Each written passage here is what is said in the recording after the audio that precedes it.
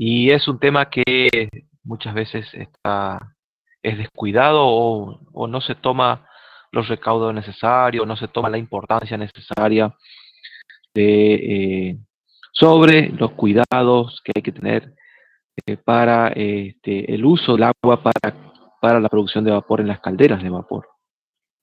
Eh, Lamentablemente tenemos 2 horitas para dar clases, por lo menos es lo que nos han de Secretaría Académica, nos han autorizado, o por lo menos nos han dado este espacio, este horario. No es un capricho de la cátedra, sino que por una cuestión de soporte técnico, soporte del servidor del aula virtual y del BBB, nos han designado este horario de 11 a 13 horas, así que vamos a tratar de meterle pata. Por ese motivo, desgraciadamente, no vamos a llegar con todo, porque el tema de agua de caldera es una ciencia en sí misma. Podemos hablar un día, 2 días completos solo de agua, eh, y así que desgraciadamente vamos a tener que ir salpicando algunas cosas en la presentación. No voy a pasar toda la presentación que ya está disponible en el aula virtual para ustedes, porque si no, no vamos a llegar nunca, ¿no? La idea es ver esta primera parte, la primera horita es tratamiento de agua, unas nociones básicas, ¿sí? Sobre el tratamiento de agua, y después pasamos al otro tema que tiene que ver con los sistemas de controles de nivel y los equipos de bombeo. O sea, estaríamos hablando de los sistemas de agua alimentación. ¿Mm? Así que, vamos a ir un poco rápido. Y lamentablemente algunas filminas me voy a pasar, porque si no, no vamos a llegar con todo, y la idea es esa, ¿no? Eh, Tratar de ir salpicando. Ajá.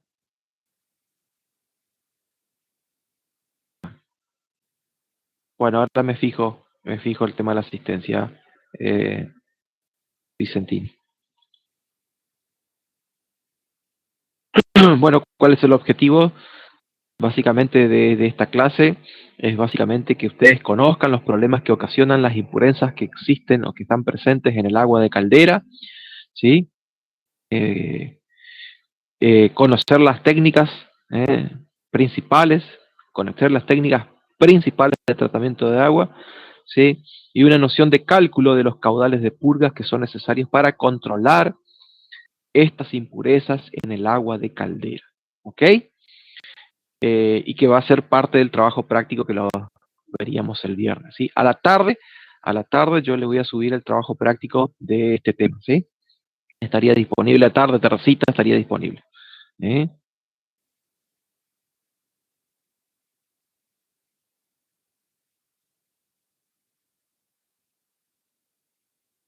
No, Pablo, no, yo adopté el criterio de que uso las herramientas que me brinda la Facultad de Ingeniería, es decir, utilizo las herramientas que están presentes en el Moodle y no utilizo otra cosa, ¿sí? Y además, bueno, lamentablemente es así. La clase del viernes va a ser de 7 a 9 horas, ¿sí? Por ahí nos podemos llegar a extender un poquitito, pero arrancaríamos el viernes a las 7 de la mañana. Eh, Bien, ¿de dónde estudiar el tema? Bueno, acá tienen la bibliografía, ¿sí? Y el temario de la clase de hoy, que trataremos de ir picoteando, ir picando cada uno de estos temarios, ¿no es cierto? El objetivo general, ¿sí?, del tratamiento de agua se centra, gracias Robert, ya se centra, o sea, se concentran básicamente en 4 cosas, ¿sí? El objetivo del tratamiento de agua se centra en alargar la vida útil del equipo, ¿eh? De una vida promedio, una vida media esperada de una caldera industrial, ¿sí? Esto tómenlo como referencia, como pinza, puede ser más, puede ser menos, pero una vida promedio de una caldera se estima para 25 años, ¿ah? Por si algún día tienen que hacer algún calculito de algún costo de amortización, ¿sí? La vida promedio de una caldera es de 25 años. Una caldera bien mantenida, bien operada, ¿sí?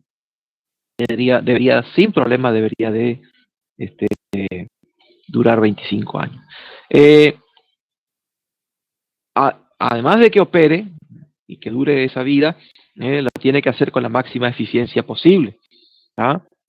Entonces, y la eficiencia en la operación de la caldera está muy ligada a la calidad del agua, ¿sí? Que estamos usando para la generación de vapor.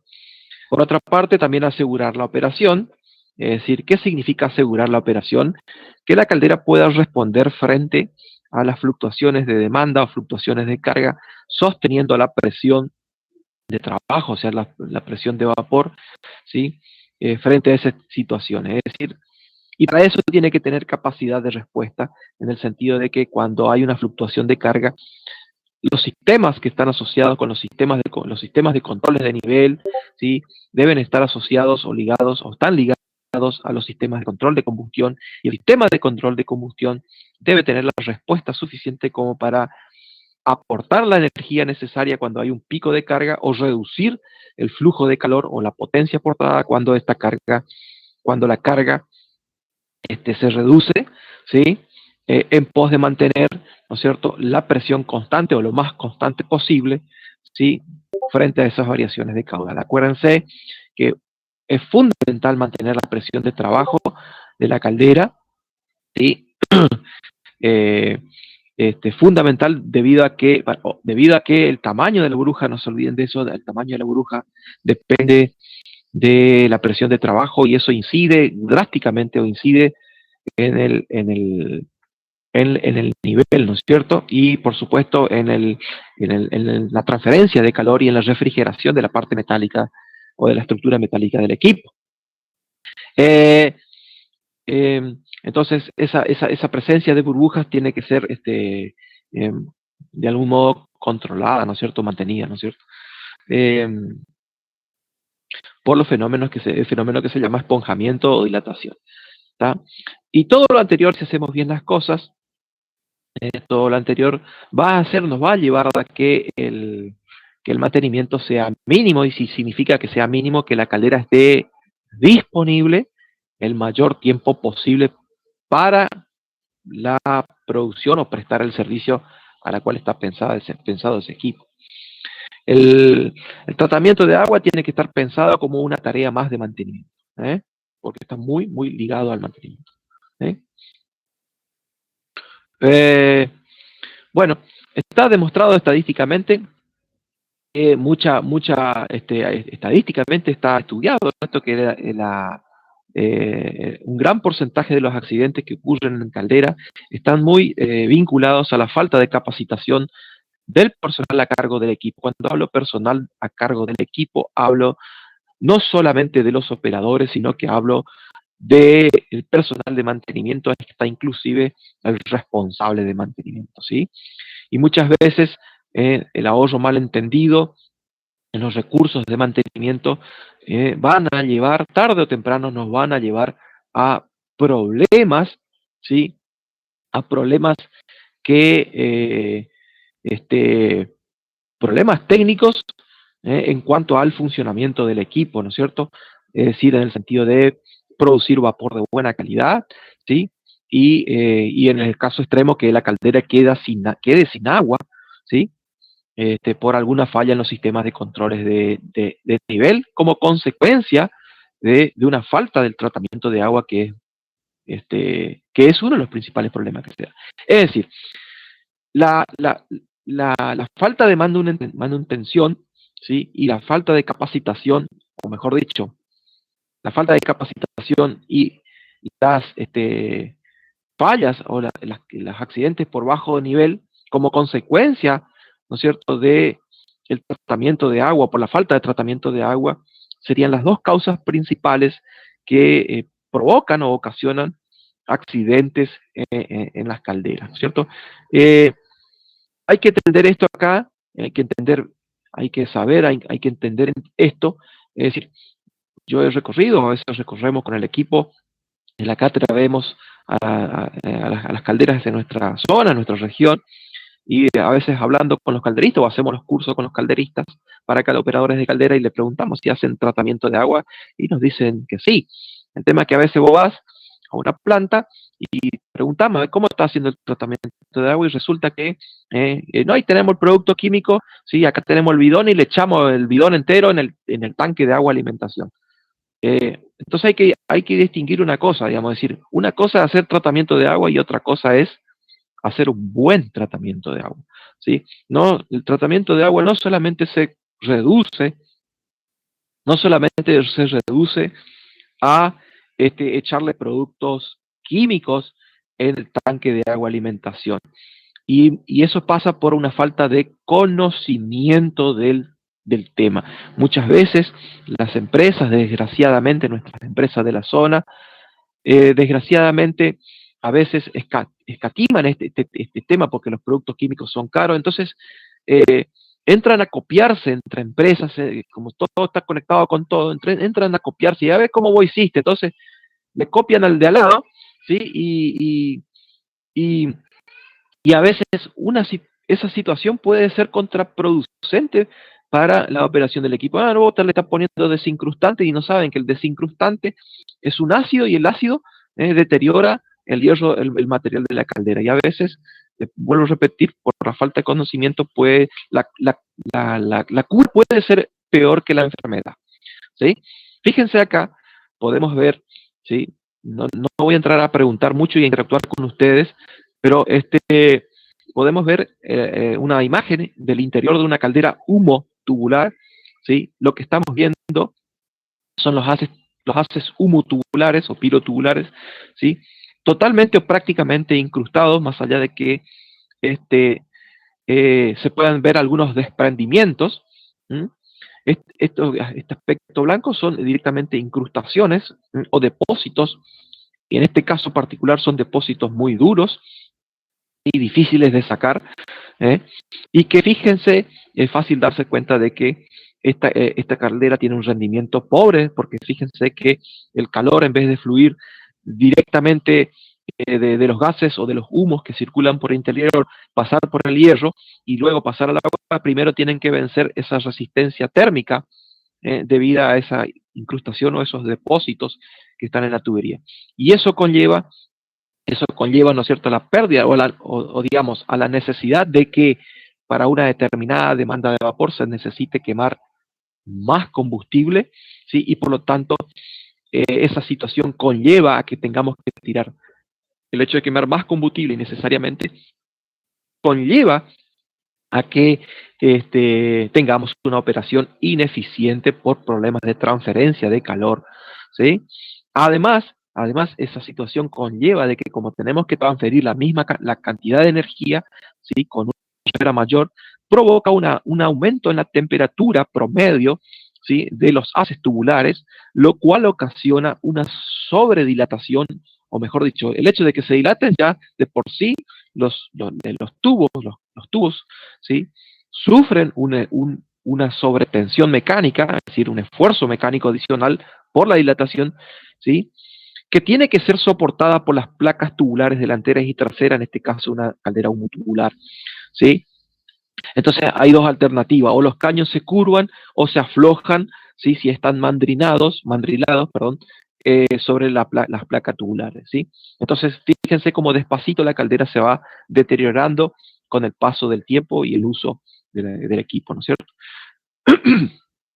Estos desprendimientos incluso pueden llevar, estos desprendimientos pueden llevar a la ruptura del tubo. ¿Por qué? Porque el tubo está caliente, está con una sobretemperatura, si se llega a producir el desprendimiento, el agua que está más fría, toca el tubo en esta zona, produce una concentración, o mejor dicho, una contracción localizada, donde el material está totalmente dilatado, se contrae de golpe, generando un estrés termomecánico con la eh, posibilidad de que el tubo se fisure. Por ahí en las humotubulares la fisura de tubo es menos notorio, ya que la presión actúa de afuera hacia adentro, pero en las en las calderas tubulares, eh, que un tubo se empinche por este tipo de problemas, es decir, por esta situación que se presenta con el desprendimiento de estas incrustaciones, estos depósitos, es algo que ocurre normalmente en calderas que no tienen un buen tratamiento de agua. En lo que sí es común en las calderas humutubulares es el colapso del tubo de hogar por sobrecalentamiento, ¿sí? Y bueno, ojo que también tenemos que tener en cuenta de que un colapso de un tubo de hogar también puede deberse a una caída de presión, por eso insisto con el tema de mantener la presión de trabajo lo más fija posible. ¿Por qué? Porque cuando una caldera opera en condiciones normales y sufre una caída de presión en el sistema de vapor, ¿sí? El agua, ¿sí? Al dilatarse, al aumentarse el tamaño de las burbujas, tiende a pegarse en el techo, es decir, tiende a levantarse para arriba, dejando al descubierto el tubo de hogar que rápidamente se pone al rojo vivo y que por la presión del vapor o la presión del agua en el interior del casco provoca el hundimiento del tubo de hogar.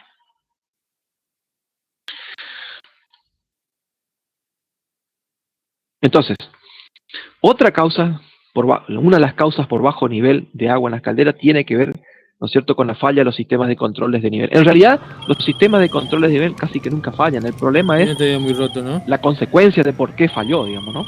En este caso estamos viendo una imagen, o una serie de imágenes, donde vemos el cuerpo de una caldera en esta primera imagen, ¿sí? Vemos las conexiones laterales, ¿sí?, que van a lo que denominamos al sistema de control de nivel, que en este caso es un sistema de control flotante, ya lo vamos a ver más adelante en el otro tema, en la segunda parte, ¿sí? ¿Cómo fíjense cómo se va taponando la conexión, ¿tá? Entonces, primero que nada, fíjense que, ¿por qué se tapona? Porque acá prácticamente no hay movimiento de agua, ¿tá? Es una zona libre de burbujas, ¿sí? Hay poco movimiento de agua, ¿sí?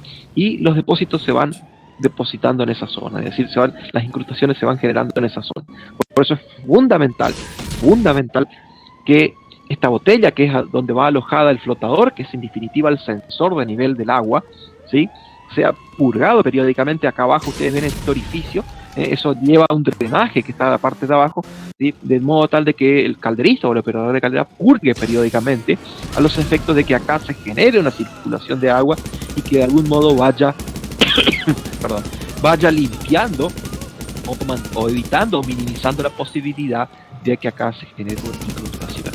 De hecho, el hecho de que acá esté semi-tapado, así como estamos viendo en esta imagen, ya la respuesta frente a los cambios de nivel en el agua de caldera, si es muy brusco, esta parte acá no va a reaccionar de la misma manera, o sea que va a tener un retardo en el accionamiento de los sistemas o en la parada y la marcha, el rack y la parada de las bombas, ¿sí?, las bombas de agua alimentación, ¿sí? Eso por un lado. Acá internamente donde va alojado el flotador, ¿sí?, que es el que va a detectar el nivel del agua, ¿sí? Fíjense que acá también hay presentes incrustaciones y bueno, una de las causas por bajo nivel de agua es que este flotador se atasque. Entonces, si se atasca, acá la caldera sigue produciendo vapor, ¿sí?, y si se atasca nunca se va a activar o se van a encender las bombas para reponer el nivel de agua o reponer agua a la caldera. Entonces fíjense que acá vemos dos problemas gravísimos como consecuencia de los depósitos en los sistemas de controles de nivel. Fíjense, acá estamos viendo lo que yo le decía, mencionaba anteriormente, ¿sí? Podemos ver una caldera también pirotubular, humutubular, ¿sí?, en donde podemos ver, acá en esta pequeña imagen, donde tenemos el salto térmico entre los gases producto de la combustión y el agua que se encuentra al interior de la caldera. Ustedes saben bien que la transferencia de calor es proporcional a la diferencia de temperatura, llamémosle promedio o media, entre el fuego, los gases y el agua, ¿no es cierto? Y la superficie de calefacción, y proporcional también a un coeficiente global, que ya ustedes conocen, coeficiente global de transferencia de calor. El hecho concreto es que si del lado del agua o del lado de los humos, ¿sí?, aparecen depósitos, como en este caso, va a hacer que para un mismo flujo de calor, una misma cantidad de calor o flujo de energía que llega a la superficie metálica, ¿sí? Va a hacer que estos depósitos creen una caída de temperatura, lo cual va a generar que la caldera, para un mismo flujo de calor, trabaje a una menor presión, porque la temperatura del agua en el interior es menor. Entonces, para reponer ese nivel de presión, ¿qué tenemos que hacer? Es decir, para poder levantar la temperatura del vapor que yo necesito en planta, o la presión de vapor que yo necesito en planta, ¿qué tengo que hacer? Tengo que quemar más. Y quemar más implica más flujo de energía, ¿sí? Entonces, más flujo de energía necesariamente para que se transmita la cantidad de calor que yo necesito para sostener la demanda, tiene que aumentar la temperatura promedio del material, y eso ocasiona problemas de rotura en los tubos, ¿sí? Y por problemas de rotura en los tubos y la pérdida en el rendimiento o la disminución en el rendimiento del funcionamiento del generador de vapor. Fíjense que el hecho de que aparezca un depósito, ¿en dónde va a incidir? ¿Sí? Va a incidir en el U, o sea, en el coeficiente global. Si el coeficiente global se reduce, para que yo pueda pasar la cantidad de calor que yo necesito para sostener la demanda, no me queda otra que aumentar la temperatura. El área va a ser siempre más o menos la misma. La superficie de calefacción de la caldera no cambia. Entonces, si el U baja porque hay depósitos, necesariamente tiene que subir el delta T. Y tiene que subir el delta T en el sentido de que el flujo de calor pase porque yo necesito producir vapor, en definitiva. Entonces, fíjense, acá tenemos uno de los efectos que provocan las impurezas en el agua de caldera, ¿sí? Además de eso, y sobre todo, especialmente en las calderas acutubulares, que es el agua que circula por el interior de los tubos, acá vemos una imagen, además de lo anterior, dificulta la circulación. Fíjense que se reduce la sección de paso. Acuérdense que el agua, ¿sí?, circula adentro por una caldera, ya sea de forma natural o de forma asistida, si estamos hablando de una caldera con circulación asistida. ¿eh? Esto hace de que dificulte la circulación del agua, lo cual ustedes saben bien que el H de convección depende de la velocidad, ¿no es cierto? Entonces, si la velocidad se reduce, también el H se reduce, y por lo tanto, en definitiva, eso también incide en el U, en el coeficiente global de transferencia de calor. Y acá vemos un caso extremo directamente del taponamiento de una parrilla. En este caso es una imagen de un tubo de una parrilla de hogar, en una parrilla húmeda, ¿sí?, de una caldera acuomutubular, ¿sí?, directamente tapado por problemas de sedimentación de barro. Esto es, además de formar este tipo de depósitos, incrustaciones, si se hace algo de tratamiento de agua, los productos químicos, ¿cuál es el objetivo del producto químico? El objetivo del producto químico es reaccionar con estas impurezas, esos productos químicos reaccionen con esas impurezas. ¿Para qué? Para que formen lo que denominamos barro o lodo, ¿sí?, para que estos depositen en el fondo y sean sacados por purgas. El hecho es que si uno no cuenta con un buen sistema de purga, ¿sí?, o una purga adecuada, ¿sí?, y no cuente con lugares estratégicos, a veces las calderas no cuentan con los lugares estratégicos de purga, llevan a esta situación de que se tapen algunos tubos son una sobresedimentación, ¿sí? Y bueno, explíquenme cómo circula el agua por acá, ¿no? Así que ya se pueden dar una idea de esto, ¿no es cierto? Bueno, también tenemos que tener presente en cuenta que no solamente en las calderas se pueden producir incrustaciones o depósitos, ¿sí? También se pueden producir incrustaciones en el sistema del agua de alimentación. Esto que ustedes ven acá es un caño de una tubería de aspiración de caldera, de un sistema de bombeo, que también se encuentra incrustado. De ahí la importancia, ¿no es cierto?, de contar, ¿sí?, y ahora más adelante lo vamos a ver, ¿sí?, contar con todos los elementos posibles de filtrado para las bombas. Imagínense si esto sufre vamos a eh, imagínense si hay un desprendimiento y esto va a parar en las bombas de alimentación, ¿sí? ¿Eh? Vamos a tener un problema. Fíjense que a veces, imagínense cómo los problemas que pueden aparecer durante la operación de un equipo, ¿sí? Por eso es importantísimo conocer todas y cada una de las partes o de los sistemas o subsistemas que cuenta una caldera. En el sentido de que, fíjense, esto puede llevar a una falla de una bomba, es decir, una bomba de alimentación puede entrar a cavitar porque vamos a ver enseguida, sufre acá una caída de presión en la entrada y eso puede provocar que, como está bombeando agua caliente, esa agua entre en ebullición, o sea, se vaporice, dando los fenómenos de cavitación, que no sé si ya estudiaron en mecánica de los fluidos, ¿sí? Así que fíjense, este, que a veces tenemos que ampliar la mirada, ¿sí? Y cuando ocurre un problema no nos tenemos que quedar, ¿sí? O sea, todas esas, siempre los sistemas te hablan, te dan aviso, ¿no? Nos dan aviso. Entonces, el tema es que hay que interpretar y no quedarse, y no darle, es decir, siempre tenemos que darle la importancia necesaria, por más, tonto que a veces parezca algún problema. Si la bomba entra en un problema, no, entró en cavitación, el agua muy caliente, dice. Y no, a lo mejor el agua está bien, siempre trabajó así, anduvo bien, pero resulta que estamos teniendo algún filtro tapado en el sistema de bombeo, ¿sí? Por algún tipo de impureza, que puede ser incrustación. Por eso más adelante ahí vamos a pasar rápido, las necesidades, ¿sí? De algunas de la concentración, porque cuando hablamos de las impurezas hablamos de concentración, ¿sí? De las concentraciones, valores recomendados que tienen que, reunir el agua, de alimentación y el agua de caldera, que son cosas distintas, ¿no es cierto? El agua de alimentación es el agua que está en el tanque de agua de alimentación, y el agua de caldera es el agua que está en el interior de la caldera. Otro efecto que tiene que ver, ¿no es cierto?, que se produce en una caldera debido a las impurezas son las sustancias, gaseosas, ¿eh? Como por ejemplo el oxígeno disuelto. El oxígeno disuelto provoca algo que denominamos pitting, ¿sí?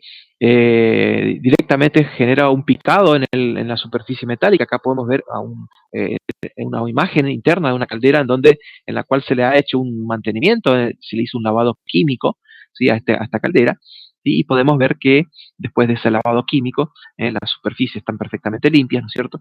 Pero vemos el ataque, ¿no es cierto?, del oxígeno que disuelto en el agua de caldera, ¿no es cierto? Eh, esto ¿qué, qué provoca esto en definitiva? Y provoca una reducción en el espesor de la pared de la superficie metálica del cuerpo, reduciendo así la resistencia metálica, lo cual puede conllevar a una rotura del tubo por una falta de resistencia como consecuencia de la disminución del espesor, ¿sí? Eh, Aparece también otro fenómeno que se llama corrosión generalizada y que tiene que ver, ¿eh? por básicamente por un bajo pH del agua. El pH, ustedes saben bien de química, ¿no es cierto?, que mide el grado de acidez o el grado de alcalinidad del agua. ¿Sí? El agua, ¿sí? Dependiendo del tipo de sal, como por ejemplo el bicarbonato de calcio, ¿sí? Cuando entra en ebullición, libera CO2 y ese CO2, ¿sí? Se disemina por el interior de la caldera bajando el pH, pero al mismo tiempo se desprende y viaja con el vapor, lo cual, fíjense, el CO2 forma ácido carbónico con el condensado frío a la salida de los equipos de planta. Es decir, fíjense que un problema que tengo en la caldera puede incidir en los sistemas de vapor en planta, es decir, llevándome a problemas de corrosión en los equipos. De hecho, va a ser normal ver las tuberías de retorno de condensado todas corroídas por problemas de la presencia de ácido carbónico, bajando el pH del agua, es decir, bajando el pH condensado, y ese condensado va a parar a dónde? El tanque de agua de alimentación, ¿sí? Entonces, es un círculo vicioso, ¿sí? Que cada vez se va incrementando y va a llegar tarde o temprano a que tengamos este tipo de situaciones, es decir, una caldera totalmente corroída.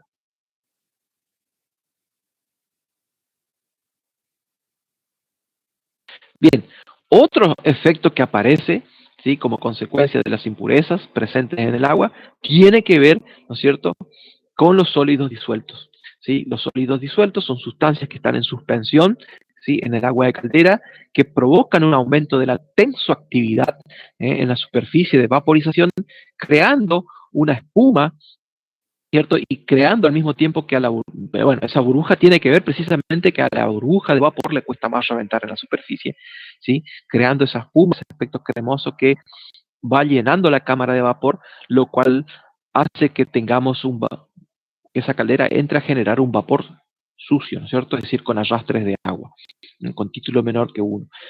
Eh, y además de eso, como el vapor arrastra agua, ¿sí? De la caldera y en el agua están las impurezas, esas impurezas terminan depositándose en las válvulas, ¿sí? En las válvulas de control, en las válvulas reductoras de presión, en las trampas de vapor, ¿sí? Lo cual tarde o temprano también puede llegar a una obturación, o sea, a un atascamiento de válvula, eh, y lo cual puede sacar de servicio, puede sacar de operación un equipo de planta, es decir, un equipo de proceso, ¿sí? Por problema de incrustación en una válvula, ¿no es cierto? Y como consecuencia del arrastre, ¿no es cierto? De agua. Entonces, fundamental acondicionar, siempre se recomienda acondicionar el vapor antes de que ingrese a planta, es decir, normalmente el vapor que sale de la caldera eh, normalmente va a un colector, ¿sí? Que se llama manifold, ¿sí? Ahí hay una primera separación, ¿sí? Y si no uso manifold, porque la idea del manifold es distribuir vapor a distintos sectores de la planta, ¿no? Ahora, si no tengo manifold, lo conveniente es poner un separador de gota a la salida de la caldera como para que esas gotitas de agua no viajen junto con el vapor, que al final me van a producir, ¿no es cierto? Me van a transportar esas impurezas que al final se van a depositar en las válvulas. Eh, pero además de eso tenemos otro inconveniente con el tema del arrastre, que es el ruido, la generación de ruido en los sistemas de cañería y la erosión, ¿no es cierto? El agua viajando a la velocidad del vapor es muy, muy erosiva, ¿sí? Y eso va a llevar a que en algún momento la cañería sufra algún desperfecto. Además del golpe de ariete térmico, que es otra historia que lo vamos a ver en el sistema de cañería. Eh, y ni hablar, esto sí es inadmisible, ¿eh? Las incrustaciones en los sobrecalentadores. El hecho de que salga una gotita de agua junto con el vapor, esa gotita de agua va a terminar vaporizándose en el sobrecalentador, ¿sí? Y tarde o temprano el sobrecalentador también va a quedar incrustado, o sea, va a quedar con depósitos. Y acuérdense que el sobrecalentador no tiene el agua que refrigera, sino que simplemente se refrigera con vapor, que refrigera mucho menos que el agua, ¿no es cierto? Y va a llevar un sobrecalentamiento y posterior avería, ¿no es cierto?, del sobrecalentador. En las turbinas de vapor también se van a presentar depósitos que se van a manifestar como vibraciones, es decir, por el desbalance que se produce en el rotor de la turbina, ¿sí? Así que esos son situaciones en donde le puede costar el puesto al responsable de la planta. Es decir, debemos garantizar que en este tipo de calderas, en calderas con sobrecalentador o en las plantas termoeléctricas, ¿sí? Garantizar que el vapor salga lo más seco posible.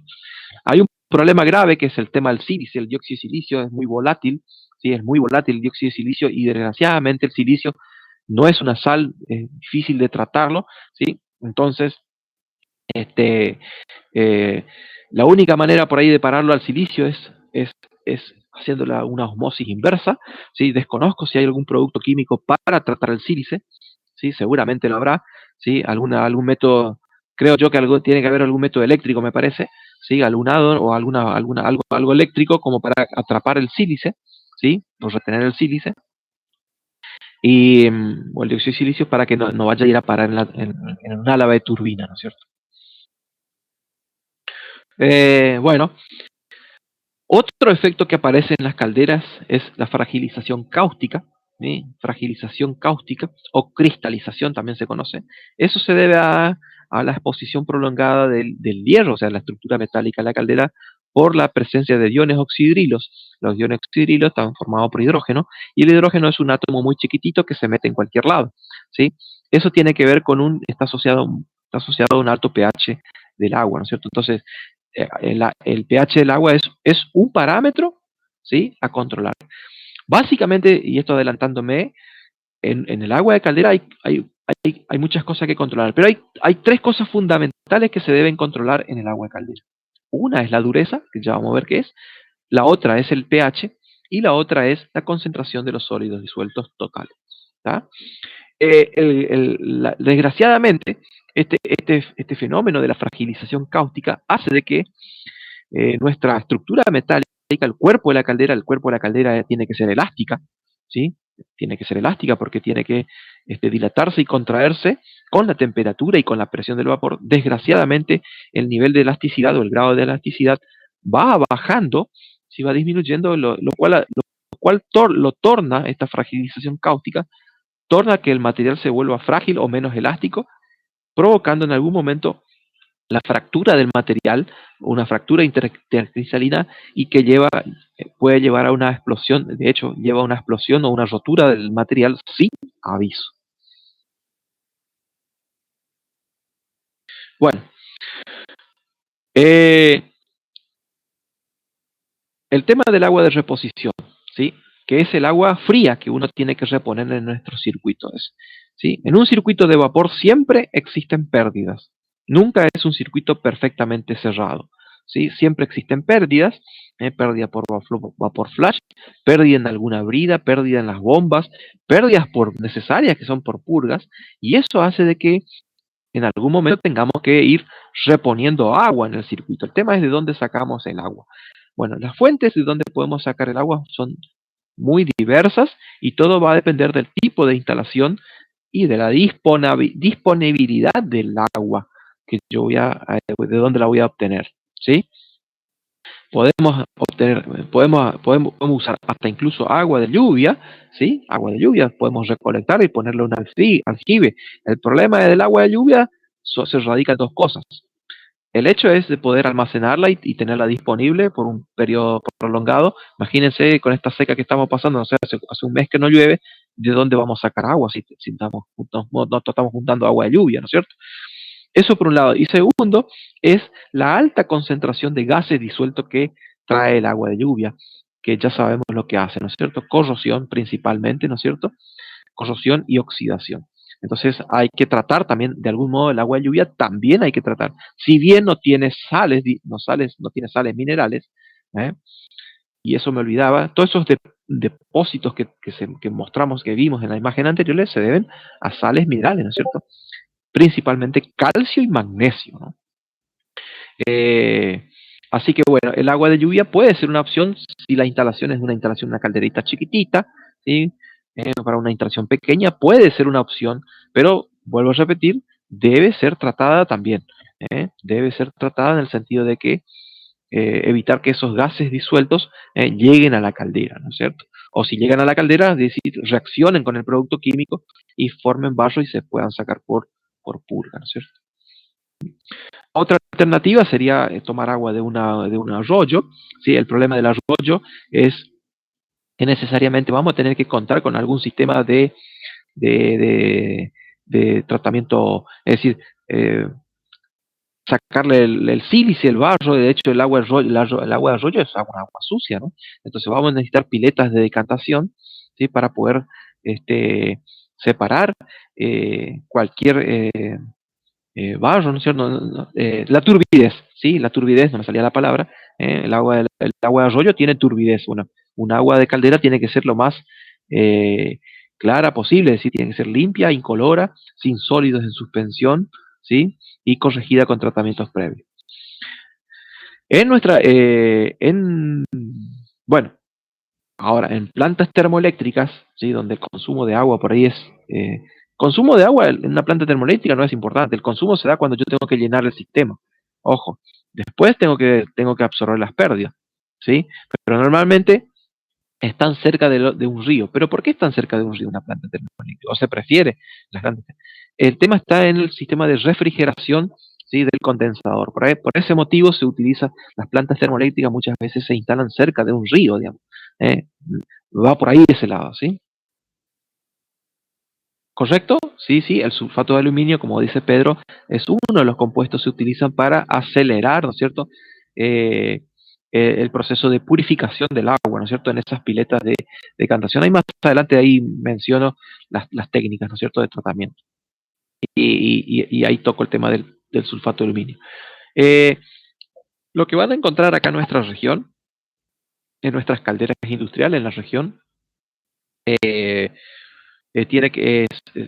capturan el agua de pozo profundo, ¿sí?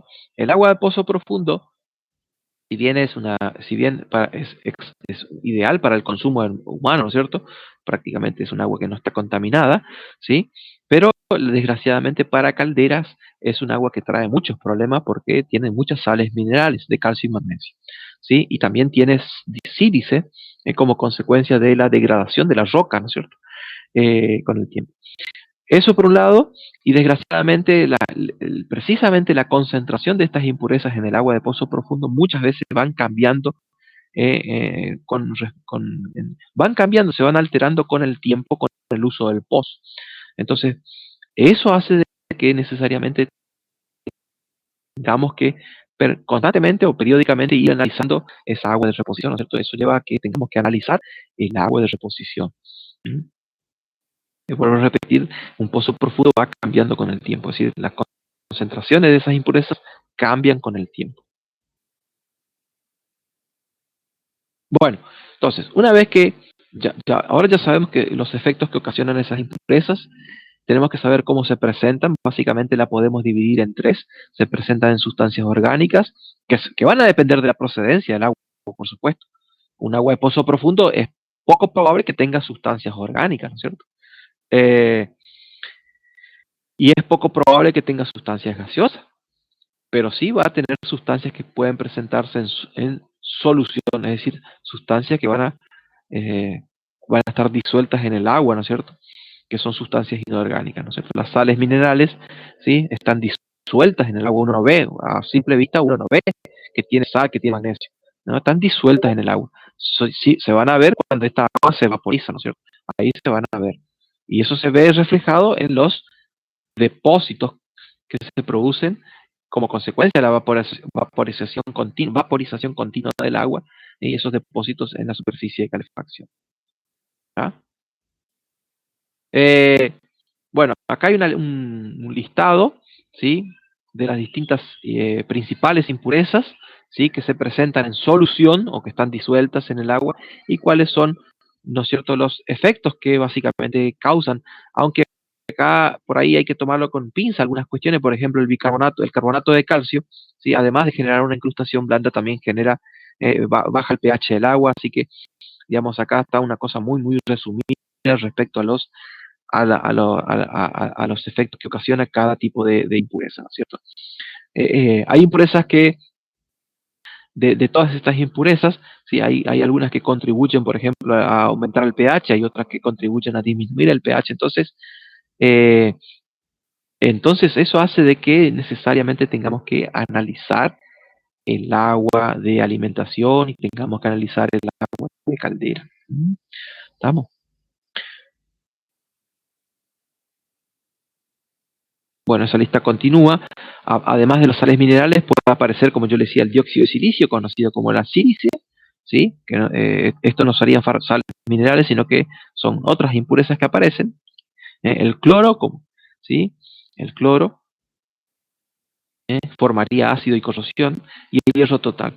¿Sí? El hierro total es forma del herrumbre, es lo que se conoce como el herrumbre, y esto básicamente incide o dificulta la transferencia de calor. ¿Mm?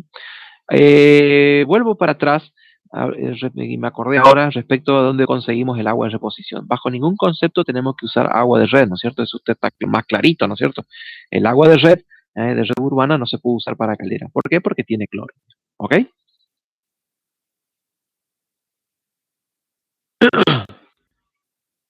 Bien.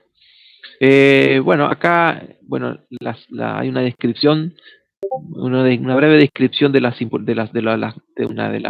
de la lista anterior, ¿sí? Le dejo para que ustedes lean. Lo que sí tienen que saber por ahí conceptualmente qué es la dureza del agua. La dureza del agua cuantifica principalmente en la cantidad de iones de calcio y magnesio presentes en el agua, ¿sí? Que favorecen a la formación de depósitos e incrustaciones que son difíciles de remover. Es decir, hay impurezas que su solubilidad disminuye con la temperatura, es decir, se hacen menos solubles con el aumento de la temperatura, ¿sí? Y desgraciadamente son los sulfatos de calcio y magnesio, se comportan de esa manera, ¿sí? Entonces, ¿qué hacen? Precipitan y se adhieren a la superficie. En cambio, hay otras sustancias que se hacen más solubles con la temperatura, ¿sí? Entonces, quedan como disueltos en el agua, ¿sí? Es decir, no precipitan, sino que quedan disueltos en el agua, lo cual hace que aumente la concentración de los sólidos disueltos totales. Es decir, a lo que voy, conceptualmente, tenemos impurezas, tenemos impurezas que se disuelven más con la temperatura y otras que se disuelven menos con la temperatura, ¿sí? Entonces, ¿qué tenemos que buscar con el tratamiento del agua? Evitar en todo momento que esas sales que tienden a disminuir su solubilidad con la temperatura no se lleguen a depositar en la superficie de calefacción. Y para eso yo tengo que ablandarla. Y para ablandarla lo tengo que hacer con productos químicos. Y ablandarla significa que esto es barro. Entonces, ya estoy diciendo, ya tienen que darse cuenta de que tengo sustancias que van a quedar en suspensión como disuelto total y otras que van a precipitar al fondo de una caldera. Por eso es que en las calderas vamos a tener dos tipos de purga, porque la manera de controlar estas impurezas que depositan al fondo como consecuencia del tratamiento de agua y que quedan disueltas en el agua, tenemos que sacarla o controlarla por purgas. Entonces en la escalera vamos a tener purgas de superficie y purgas de fondo. Con esto me adelanto a lo que viene después. ¿Sí? La forma de medir la dureza del agua se hace de forma equivalente, así como teníamos un vapor normal equivalente y un vapor real. Bueno, acá es lo mismo para el caso de la dureza, porque la dureza tiene que ver con el calcio y magnesio. Entonces, ¿cómo medimos? Se mide a través de los miligramos por litros ¿no es cierto?, de carbonato de calcio. ¿Mm? Carbonato de calcio, dije bien. ¿Sí? Se mide en base a eso la dureza del agua. ¿Sí? Ahora, existen niveles en donde rangos de dureza que me dicen cuando el agua es blanda, semiblanda, dura o muy dura. Para el agua de caldera, el agua tiene que ser blanda. ¿Sí? Más adelante hay una lista donde se da los valores recomendados de dureza que tiene que tener el agua alimentación para caldera. Lo ideal sería que sea cero, ¿no es cierto? Eso sería lo ideal, que sea cero la dureza. También tenemos que reconocer dos tipos de dureza. Hay una dureza temporal, ¿sí? Y otra permanente. La temporal hace referencia a reacciones químicas, y ahí está, reacciones químicas, ¿sí? De formas cíclicas, ¿sí? Que van reaccionando con la temperatura y el agua, ¿no es cierto? ¿Sí? Que se van descomponiendo y formando otras sustancias, ¿sí? Que van quedando en el agua de caldera, ¿cierto? Estas sustancias, ¿sí? Las que generan, que son de la dureza temporal, o que generan dureza temporal, ¿eh? Este, en algunos casos, si se trata del carbonato de calcio, en algunos casos, y acá hay que tener cuidado lo que dice acá, en algunos casos, ¿sí? Va a bajar el pH porque acá se libera como anhídrido carbónico, ¿sí? El anhídrido carbónico con el agua forma ácido carbónico, entonces va a bajar el pH. Pero tenemos otras sales que no forman incrustaciones, que son la del sodio, la familia del sodio no forma incrustaciones. Y esas cuando reaccionan con el agua tienden a aumentar el pH. Entonces, acá hay que tener cuidado con lo que dice acá, ¿saben? Hay un error, sí. Leer con mucho el contexto de esto, ¿saben? El contexto de esto. Luego tenemos la dureza permanente, es aquella que directamente es la que su solubilidad o compuestos que tiene el agua en donde su solubilidad baja con la temperatura y precipitan formando incrustaciones duras. La suma de las dos me va a dar la dureza total. Y fíjense que estas reacciones dependen mucho de la temperatura, y si yo digo de la temperatura, hablo de la presión. Entonces, el nivel de tratamiento del agua para una caldera industrial que trabaja 8 o 10 bares no es lo mismo que una caldera de potencia que trabaja 30, 40, 50, 100 bares de presión. No es lo mismo porque la temperatura es lo mismo y los compuestos reaccionan, es decir, las impurezas reaccionan de distinta manera. Entonces, los productos químicos, la dosificación de productos químicos también es totalmente distinto. Ojo, ojo el parche con esto, ¿sí? Bien, ya veo que voy a pasar de largo esto, lo dejo para que analicen, ¿sí?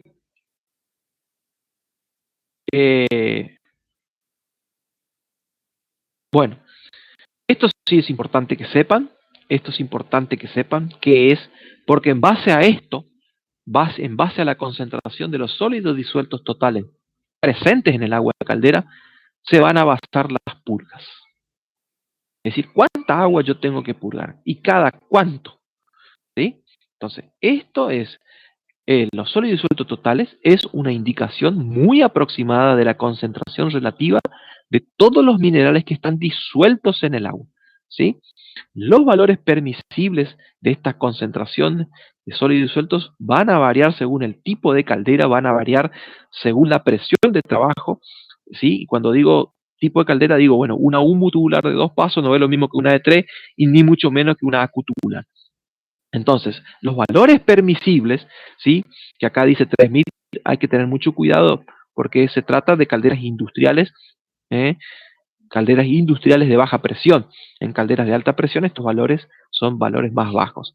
Y sostener estos valores más bajos implica hacer más purgas, ¿sí? Y si hacemos más purga también tenemos más pérdidas por purga. ¿Se acuerda que vimos la clase pasada rendimiento, ¿no es cierto? Y una de las pérdidas que tenía en la caldera era la pérdida en las purgas. ¿Se pueden idear sistemas de recuperación? Sí, se pueden idear sistemas de recuperación que más adelante algunos sistemas que podemos recuperar parte de esa energía, ¿sí? Parte de esa energía podemos recuperar, la energía de las purgas.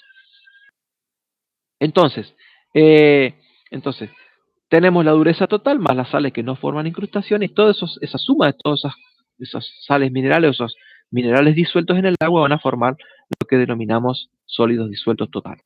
¿Mm? ¿Estamos? Este control se utiliza para determinar, ¿sí? Al fijar los valores máximos que podemos permitir en la operación de la caldera, van a ser los que van a llevar adelante el control de los ciclos de concentración, llamamos que es ciclo de concentración, ¿sí? De la caldera, que a su vez determina la cantidad de purga. Bien, acá paso de largo esto. Acá tenemos Google Parche, acá hablamos de agua de alimentación, es una tablita, ¿sí? Está en función de la presión y los valores recomendados, ¿sí? Los valores recomendados que se debe tratar de mantener o lograr en el agua de alimentación, ¿sí? Parte del trabajito práctico usted va a estar, uno de los ítems va a ser averiguar este valor, es decir, si la concentración de oxígeno disuelto en el agua de alimentación se encuentra por encima o por debajo de este valor, ¿sí? Eso va a formar ya le adelanto que va a ser parte del trabajo práctico de ustedes, ¿sí? Eh, bien, ahora hablando en el agua de caldera, fíjense acá tenemos, ¿no es cierto? La sílice, la alcalinidad de hidróxido, los valores permisibles, ¿sí? Y, ¿no es cierto?, la concentración de los sólidos disueltos totales que se mide, ¿no es cierto?, a través de su conductibilidad. Es decir, más o menos, sales da más o menos conductibilidad del agua. Ustedes saben que la conductibilidad se mide en Siemens, ¿no? La resistencia se mide en ohm, la inversa de la resistencia da la conductibilidad, se mide en Siemens. Como la conductibilidad del agua es baja, ¿sí? Entonces para hablar valores más lindos, números más lindos, hablamos en microsiemens por centímetro, ¿cierto? ¿Ah? Y estos son los valores recomendados que en teoría debería mantenerse. La conductibilidad del agua hace referencia a la concentración de los sólidos disueltos totales. ¿Estamos?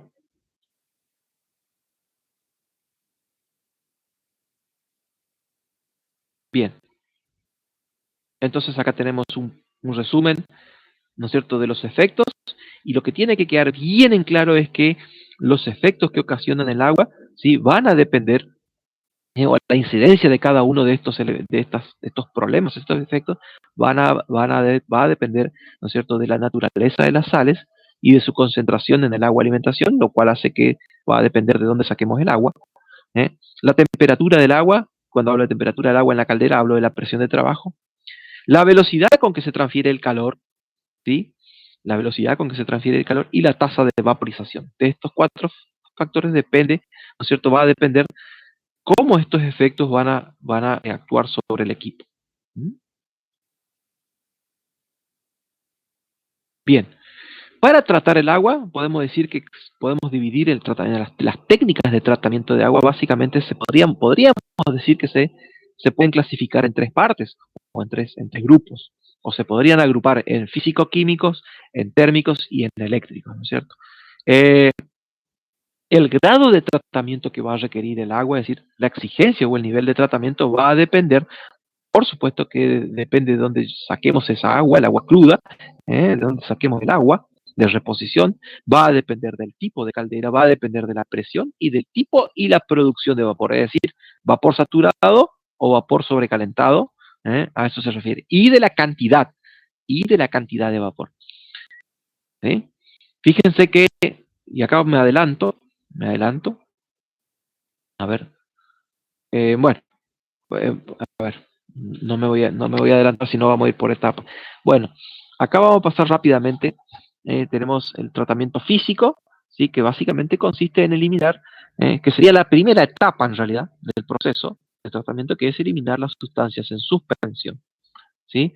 La idea es hacer de que sacarle la turbidez del agua, ¿no es cierto? Y como decía Pedro hoy, muchas veces se utiliza un filtrado grueso que se hacen en las tomas, eso es para sacar las hojas, palos, y depende de dónde yo saco, si saco un arroyo o un río, ¿sí? Después pasaría a un decantado, ¿sí? Con piletas de decantación, en donde normalmente está animado por sulfato de calcio, sulfato de aluminio, que ayuda, aumenta la velocidad de las piletas, ¿sí? También puede usarse filtrado por manto poroso. Cuando digo manto poroso se utiliza grava y arena, ¿sí? Son piletas de doble fondo, doble piso. ¿Sí? Y después para pequeñas instalaciones directamente mallas filtrantes o mallas para pequeñas instalaciones. Vuelvo a repetir que todo esto va a depender ¿no es cierto?, de dónde yo saque el agua. Un agua de pozo profundo, esta parte no tiene, porque prácticamente se asume que el agua de pozo profundo no tiene sólidos en suspensión. Bien, otro tratamiento físico tiene que ver con la desaireación, también llamado proceso de desgasificación, ¿sí? Eh, Eso se hace normalmente, ¿dónde se lleva a cabo? Se lleva a cabo en el tanque de agua alimentación de caldera, ¿no es cierto? Acá podemos ver dos diseños de tanque. Este tanque normalmente es muy común de ver en las plantas de potencia, ¿sí? En las calderas de potencia, es muy común de ver este tanque, ¿sí? Y este tanque más bien es diseñado para plantas industriales, ¿sí? El tema del tanque de agua alimentación lo vamos a ver en la otra parte, no me voy a concentrar mucho acá, pero fíjense eh, qué es lo que qué cosas debería tener un tanque de agua alimentación de caldera, ¿sí? Básicas, mínimas, arrancando desde la tapa hasta algún controlito de nivel, ¿no es cierto? Eh, Así que bueno, la idea de acá es inyectar vapor vivo al agua. La idea es inyectar vivo de manera tal de que de primero que nada, aumentar la temperatura del agua, ¿sí? El oxígeno, la concentración de oxígeno en el agua disminuye con la temperatura, entonces la idea es que ese oxígeno se libere y se descargue, ¿sí? Salga como venteo, ¿sí? Por este cabezal que se llama reactor, ¿tá? Que salga por el venteo ese oxígeno, ¿tá? Y los gases incondensables, ¿tá? Pero para eso tengo que generar las condiciones, es decir, aumentar la temperatura, inyectarle vapor vivo, ¿sí? Y generar como una especie de hervido. Esto muchas veces recibe el nombre de hervidor. Entonces, por hervido, sacar esos gases incondensables. ¿Mm? ¿Ah?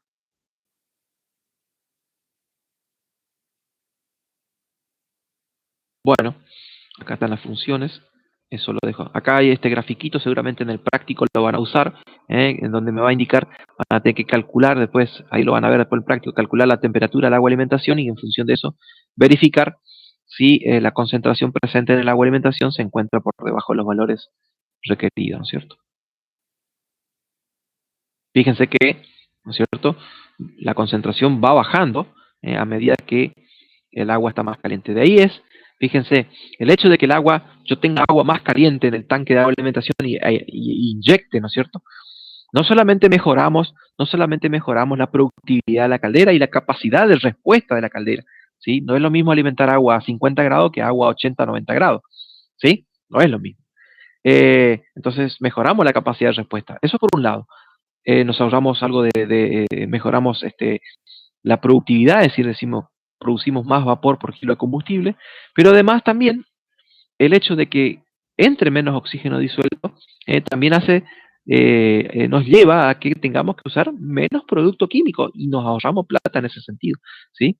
Nos ahorramos plata para secuestrar el oxígeno. De hecho, el producto químico recibe el nombre de secuestradores de oxígeno o secuestrantes, ¿sí?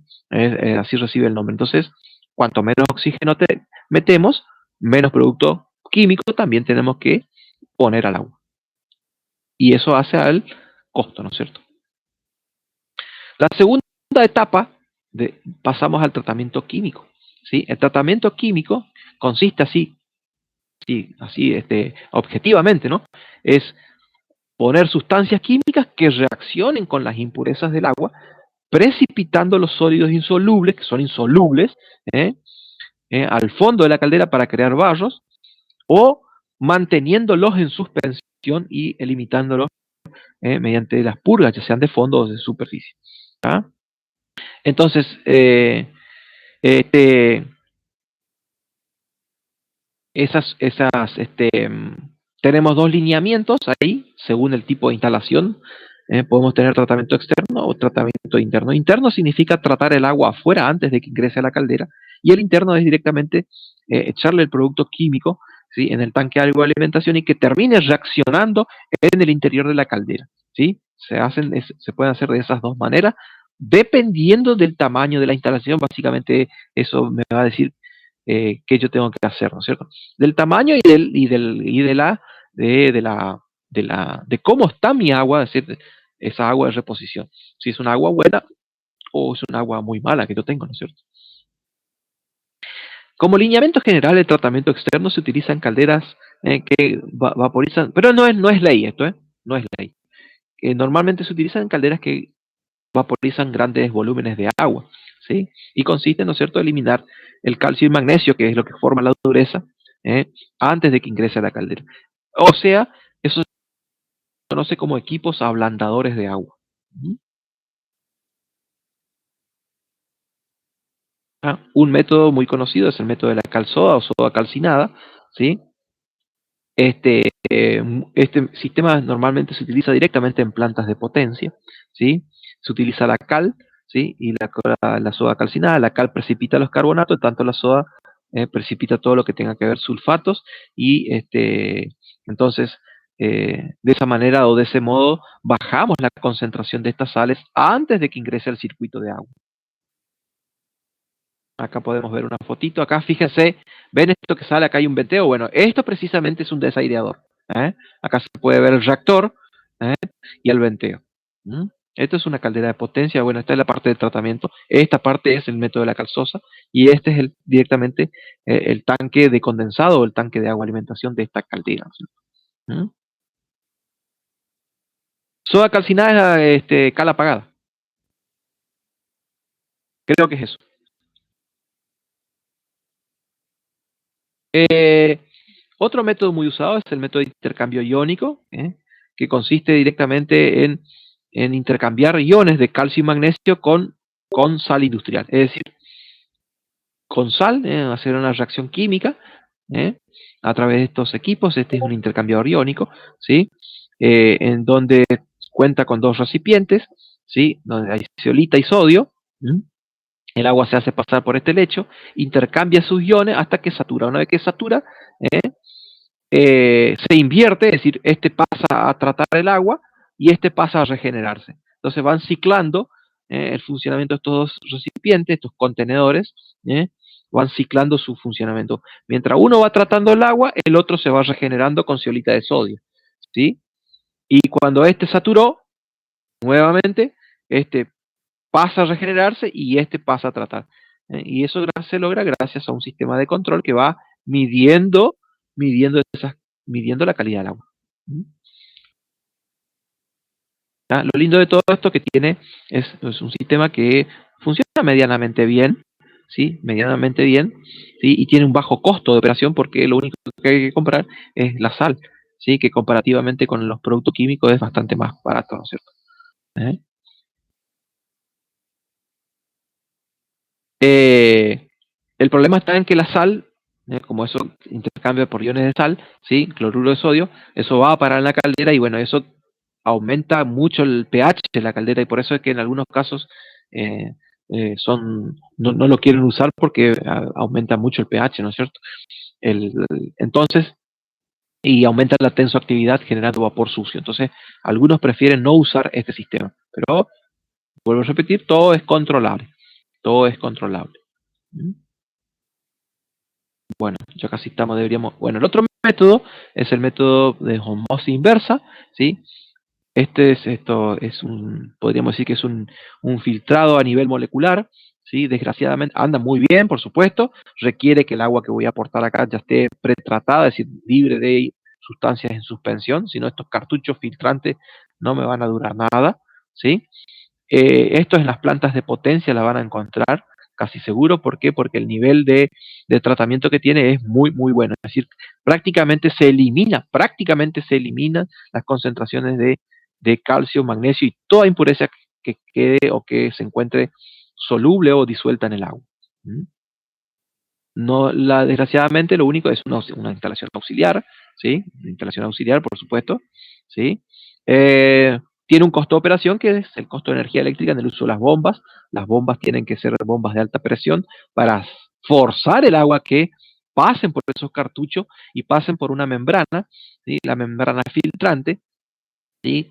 Que normalmente son construidas de poliamida o acetato de celulosa. ¿Mm? ¿Tá? Básicamente eso es la osmosis inversa. ¿Mm?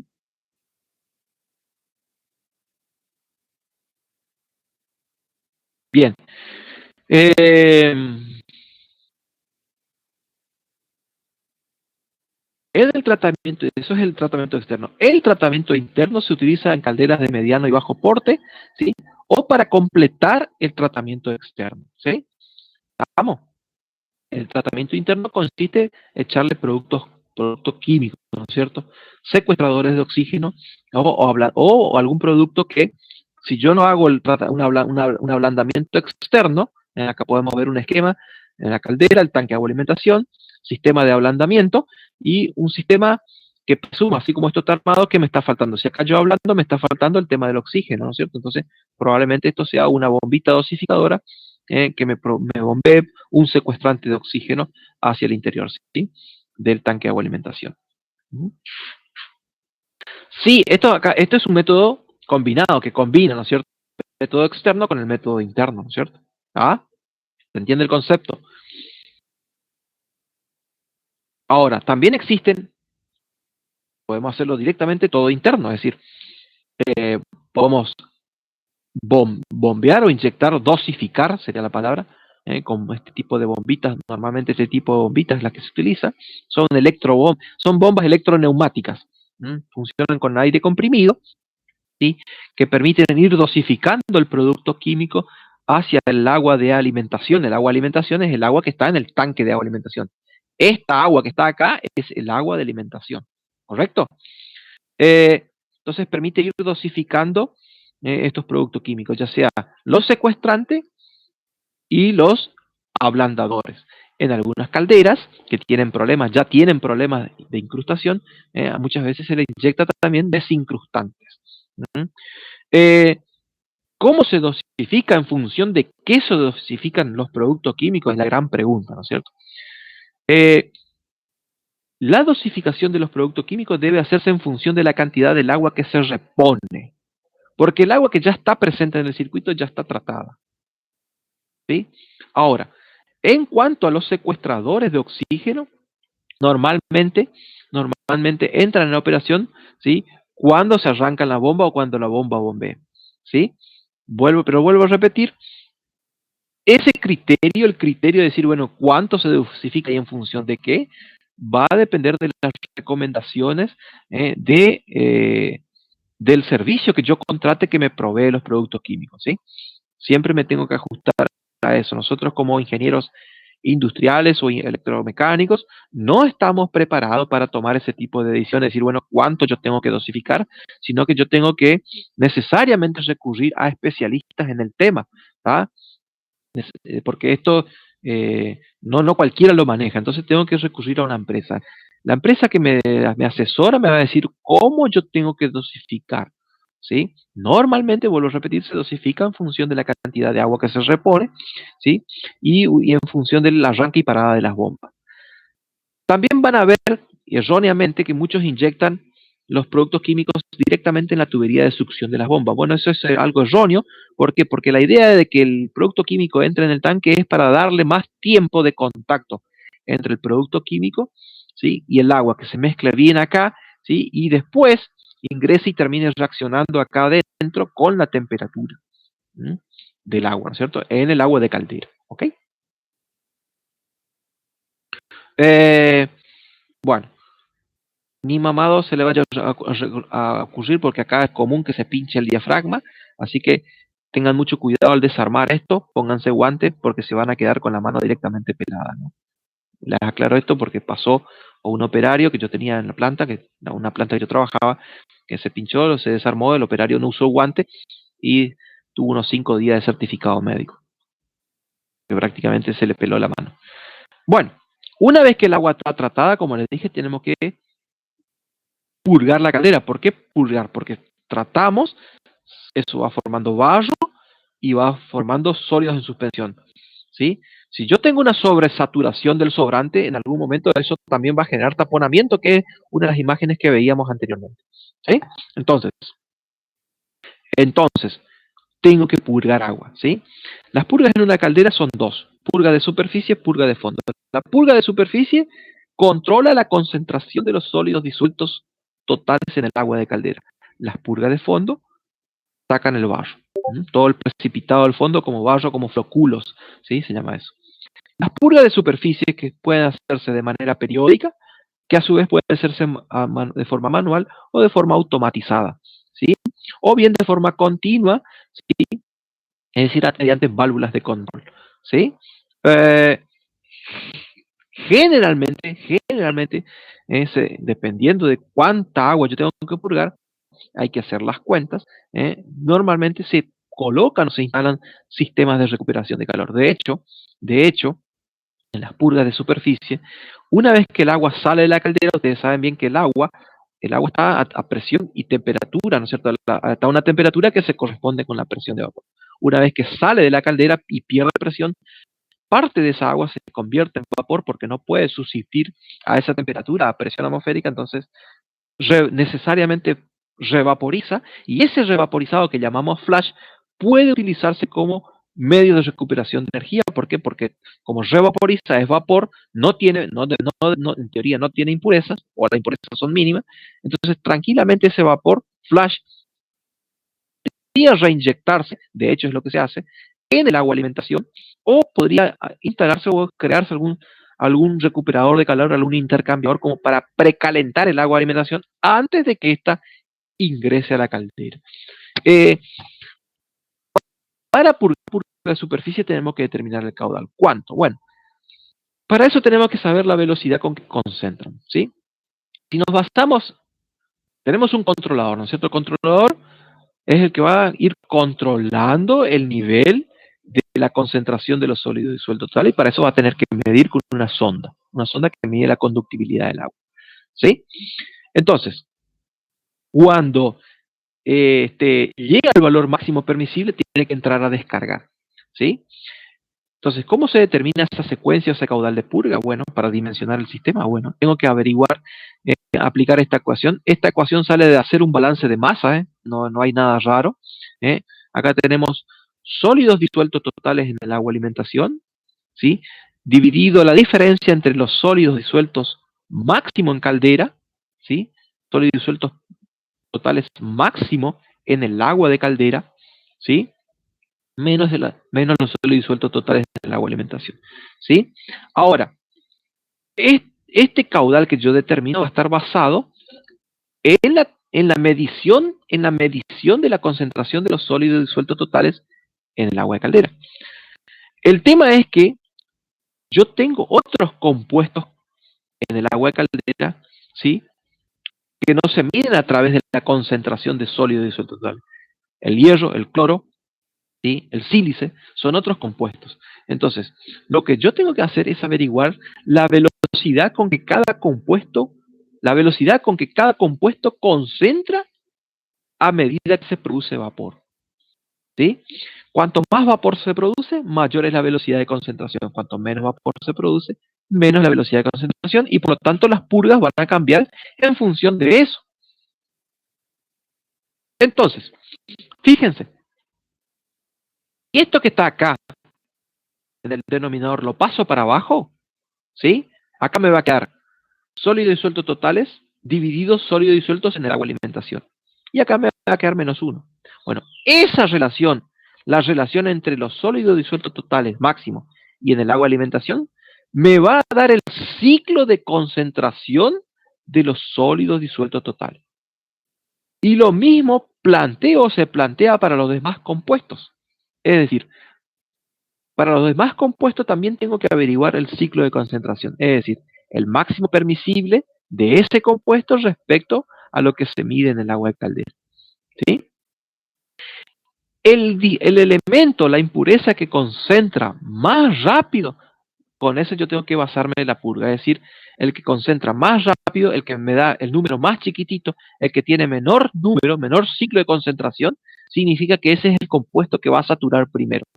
Y en base a eso, yo hago la purga. Ahora, en el seteo del equipo, cuando uno setea el controlador, y voy a adelantarme, a ver, acá. Acá tenemos una caldera, tenemos un sistemita de purga de superficie, esto es algo muy económico, muy sencillito, ¿sí?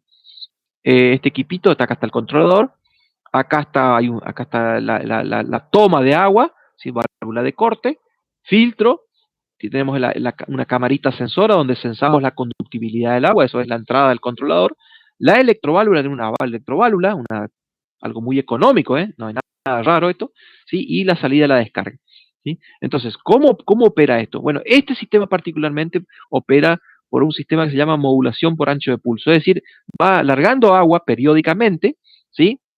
Larga, corta, larga, corta. Y a medida que va alargando y corta, este va censando. Entonces, esos periodos de purga de forma intermitente se alargan o se acortan en función del valor medido, ¿sí? Lo cual es que medianamente va controlando de algún modo el nivel de concentración de sólidos disueltos en el interior, en el agua que está internamente en la caldera, ¿cierto? Entonces, sí, esto es lo cargo acá, cargo en partes por millón de sólidos disueltos totales. Es decir, yo quiero controlar que los sólidos disueltos en el agua, en la caldera, sea como máximo 3000. ¡Pum! Le cargo 3000.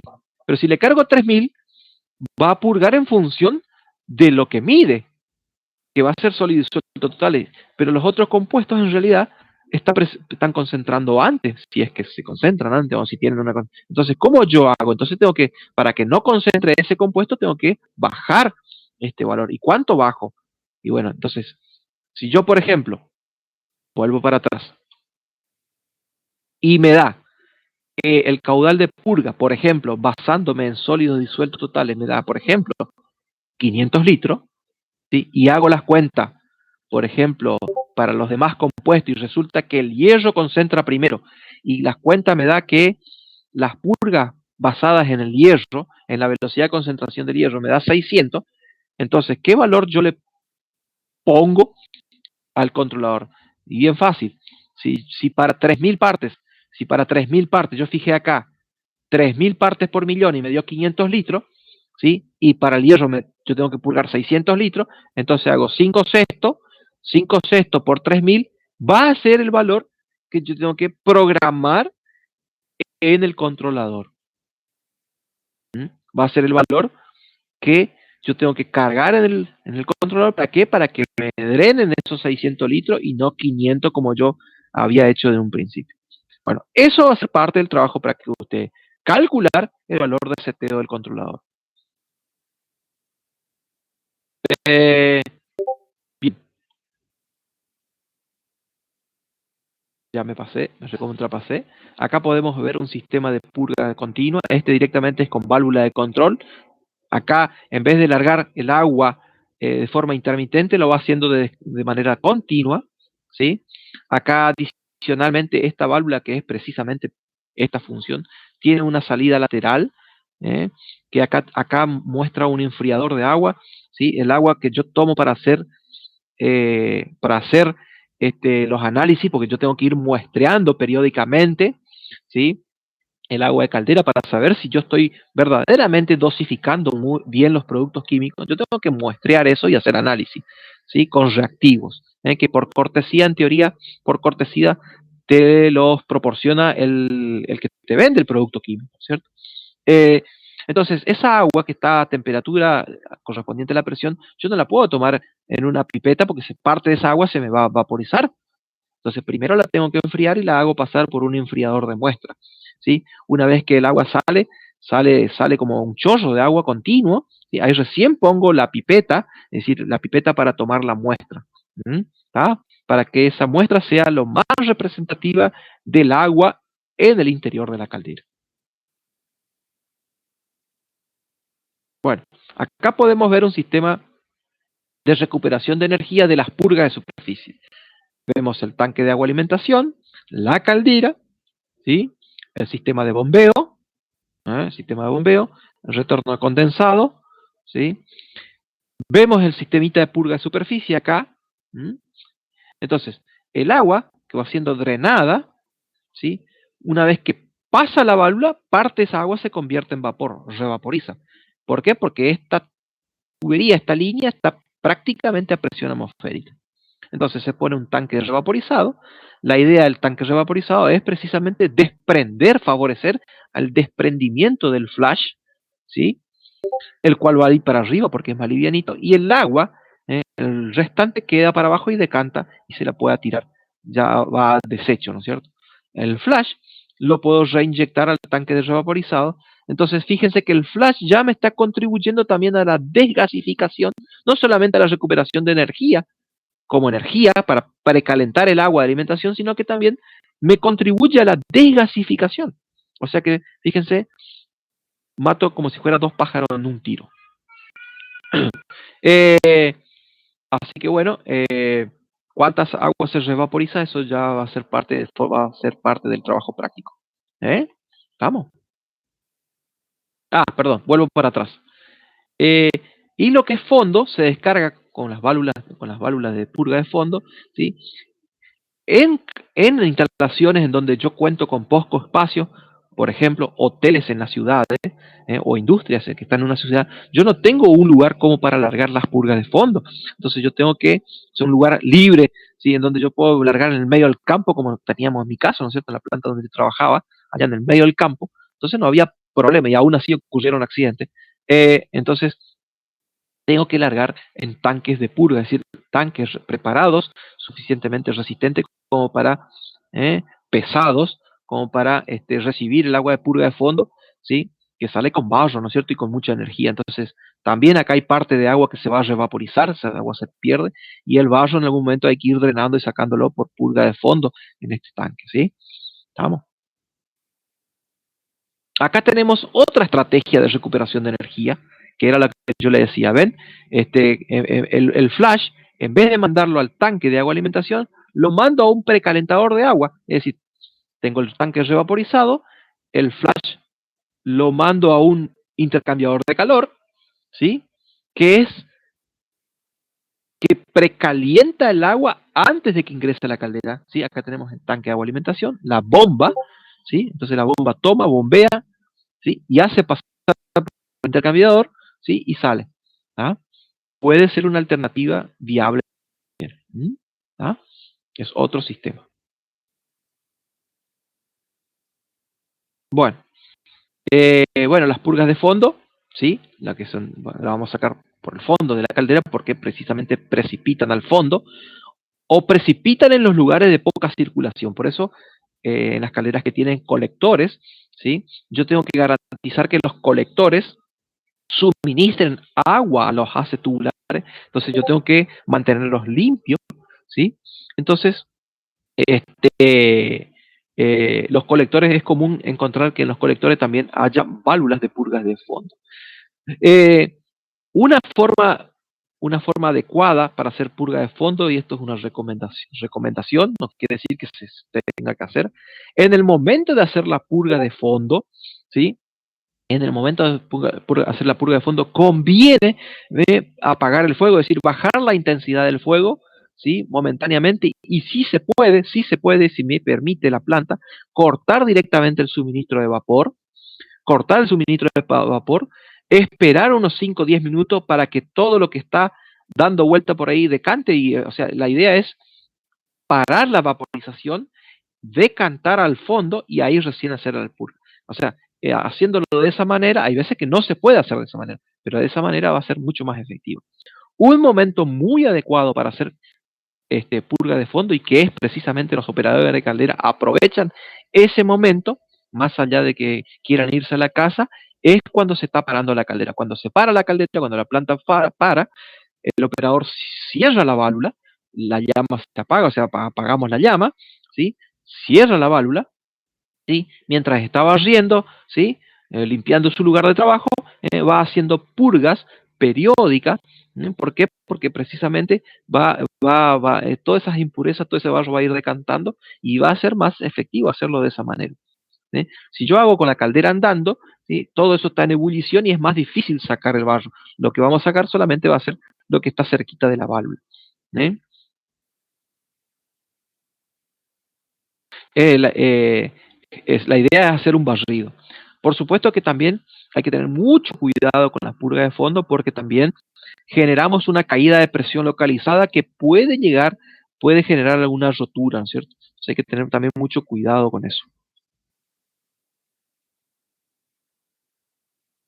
Esas purgas periódicas, ¿quién te lo va a decir? Las periódicas le van a decir, si vos haces una correcta purga de superficie, esas purgas de fondo en realidad, con que se haga 2 veces por día es más que suficiente.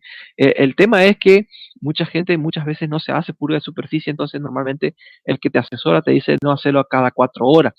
Y no solamente se sacan barros, sino que también se saca agua. Entonces, indirectamente de alguna manera se saca agua y barro y de alguna manera se va controlando la concentración de los sólidos disueltos y sacando barra por el fondo.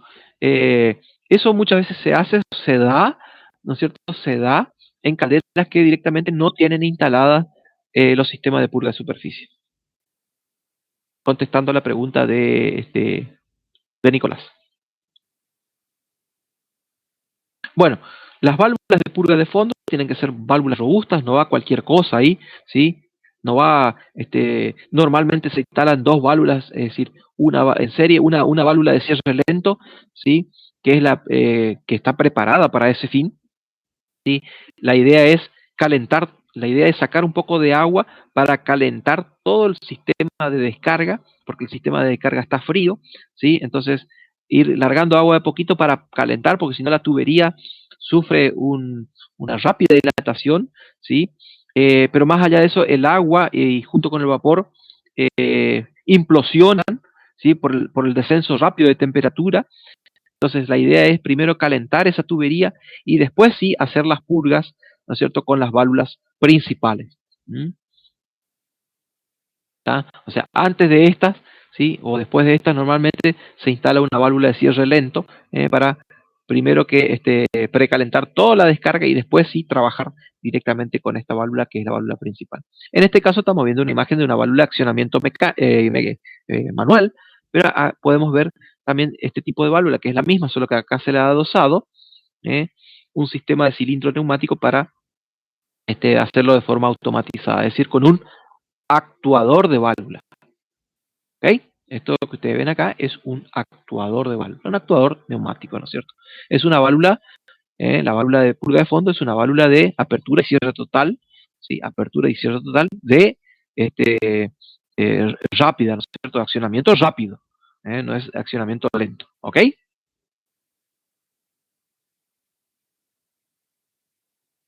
Bien, acá podemos ver más imágenes, más de lo mismo que habíamos visto anteriormente respecto al lugar de donde descargar la purga de fondo, ¿no es cierto? Se da en este caso, para instalaciones en donde yo no tengo un lugar donde descargar eso. Ahora, si tengo lugar, puedo descargarlos en pozos que uno diseña, fabrica, ¿sí? A un lugar distante de la caldera, ¿no es cierto? Lo único que hay que tener siempre en cuenta, cuidado de que eh, evitar de que alguna persona se acerque más de lo debido al pozo, porque así como nos pasó a nosotros, eh, un operario que estaba cortando el pasto con la moto de guadaña, estaba de este lado, estaba acá en este lado, estaba cortando, la caldera purgó, esto rebosó para arriba y se quemó las piernas, sufrió una quemadura importante, ¿no es cierto?, ese operador, como consecuencia de una descarga, ¿no es cierto? Entonces, esto tiene que tener una media tapa, ¿sí? Y un pozo seguro, es decir, tiene que estar en una zona vallada, ¿no es cierto? ¿Ah? Acá vemos la imagen del enfriador de muestra, ¿sí? Esta imagen corresponde con la imagen anterior que veíamos, ¿sí? Pero la idea es primero abrir estos, hacer que el agua corra, ¿sí? Hacer pasar el agua fría y una vez que yo no veo que hay desprendimiento de vapor, que sale como un chorrito de agua, recién ahí meto mi botellita para tomar la muestra. ¿Mm? Una vez que tomo la muestra, utilizo los reactivos, ¿sí? Tantas gotitas de uno, tantas gotitas de otro. Normalmente las muestras que uno toma son de 100 mililitros. ¿Mm? Y hacemos nuestras pruebas. Y ahí sabemos, en base a la coloración, en morado, rojo, ¿sí? El agua va cambiando de color según la concentración, según la dureza, y según la concentración de, este, de oxígeno, ¿sí?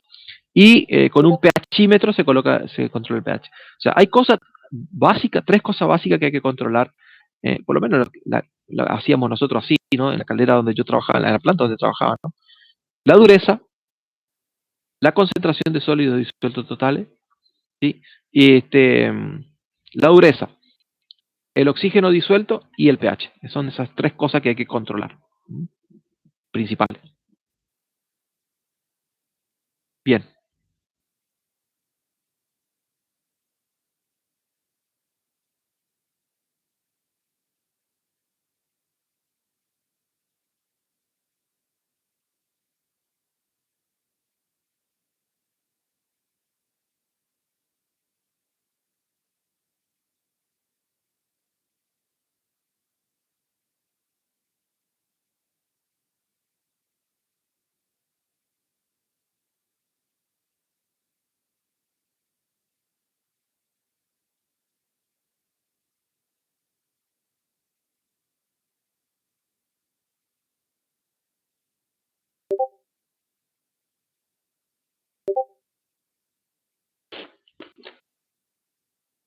Me aguantan 2 minutitos, por favor, si quieren hacer alguna pregunta. Veo que está conectado el ingeniero Elías Estebañú.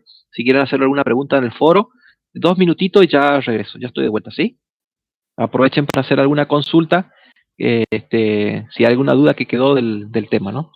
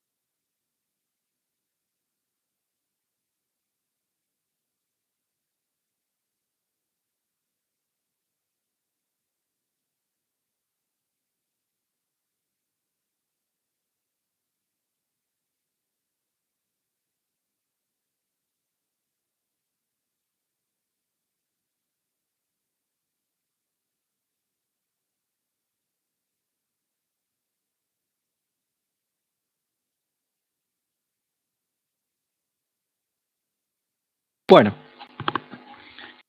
veo que no hicieron ninguna pregunta.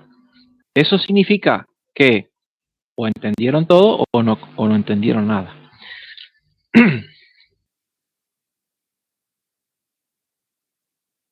Bien, pasemos a la segunda parte de este tema, de esta unidad, ¿no es cierto? De la unidad 6, que habla sobre los sistemas de agua alimentación de caldera. Básicamente, estaríamos hablando de los sistemas de controles de nivel y controles de nivel de agua, ¿no es cierto? Y para hablar de los sistemas de controles de nivel de agua, ¿sí? Tenemos que hablar de todo el conjunto, ¿sí? Eh, que está asociado a ese sistema de control de nivel, ¿sí?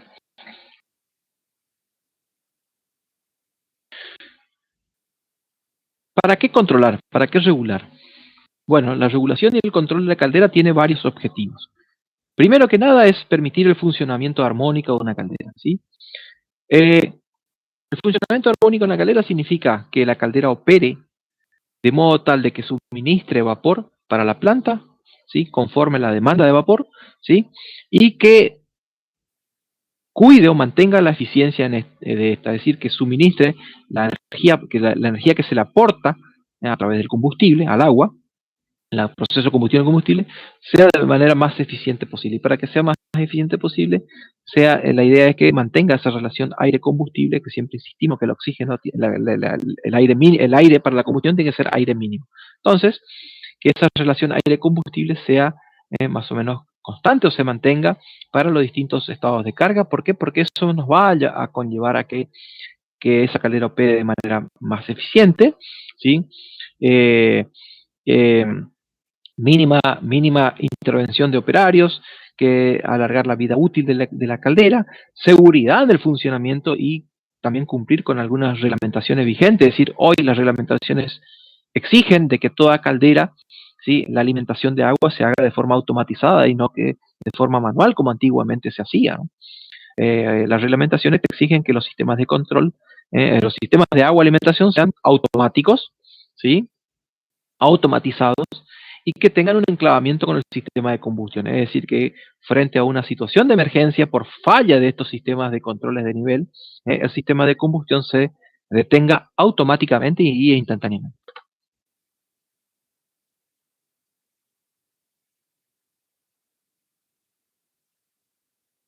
Ahora, debe entenderse desde un comienzo de que una caldera automatizada no elimina la posibilidad de un accidente. ¿Sí? ¿Tá? Por más automatizada que esté una caldera no necesariamente significa que es confiable, ¿sí? Es por ello de que necesariamente en la operación, en el funcionamiento de una caldera, debe existir una persona que esté controlando periódicamente todo, chequeando, ¿sí? Y que se hagan los mantenimientos correspondientes. Eh, es decir, las calderas deben contar con sistemas que sean autoverificables, ¿sí? Y si no cuentan con sistemas autoverificables, sea el operador de caldera que haga pruebas periódicas para verificar el funcionamiento de su sistema de alarma y su sistema de seguridad, ya sea por sobrepresión o por falta de nivel de agua. ¿Mm? ¿Tá?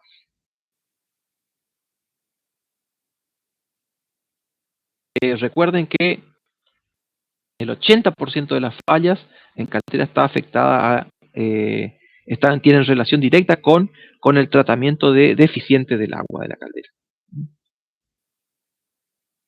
Bueno, como siempre les digo, en la operación de una caldera hay muchas variables, cosas que mirar, cosas que controlar, ¿sí? Pero hay cinco principales.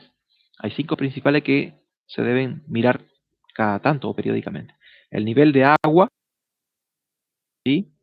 En el interior de la caldera, presión de trabajo, la calidad del agua, dureza, concentración de compuestos, pH, ¿sí?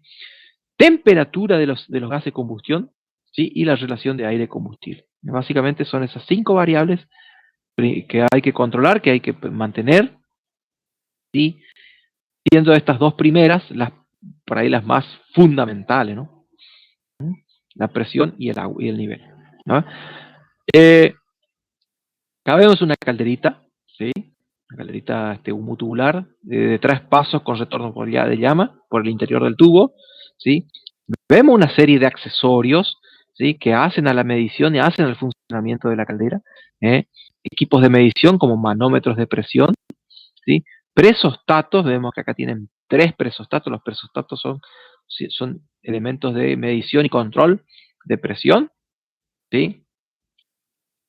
Los sistemas de controles de nivel, acá tenemos uno, ¿sí? Con la conexión lateral que yo decía, este es por medio sistema flotante, ¿sí? El equipo de bombeo, toda caldera debe contar con 2 equipos de bombeo, uno que va a funcionar, uno de respaldo, ¿sí? Y las válvulas de seguridad por sobrepresión, ¿no es cierto?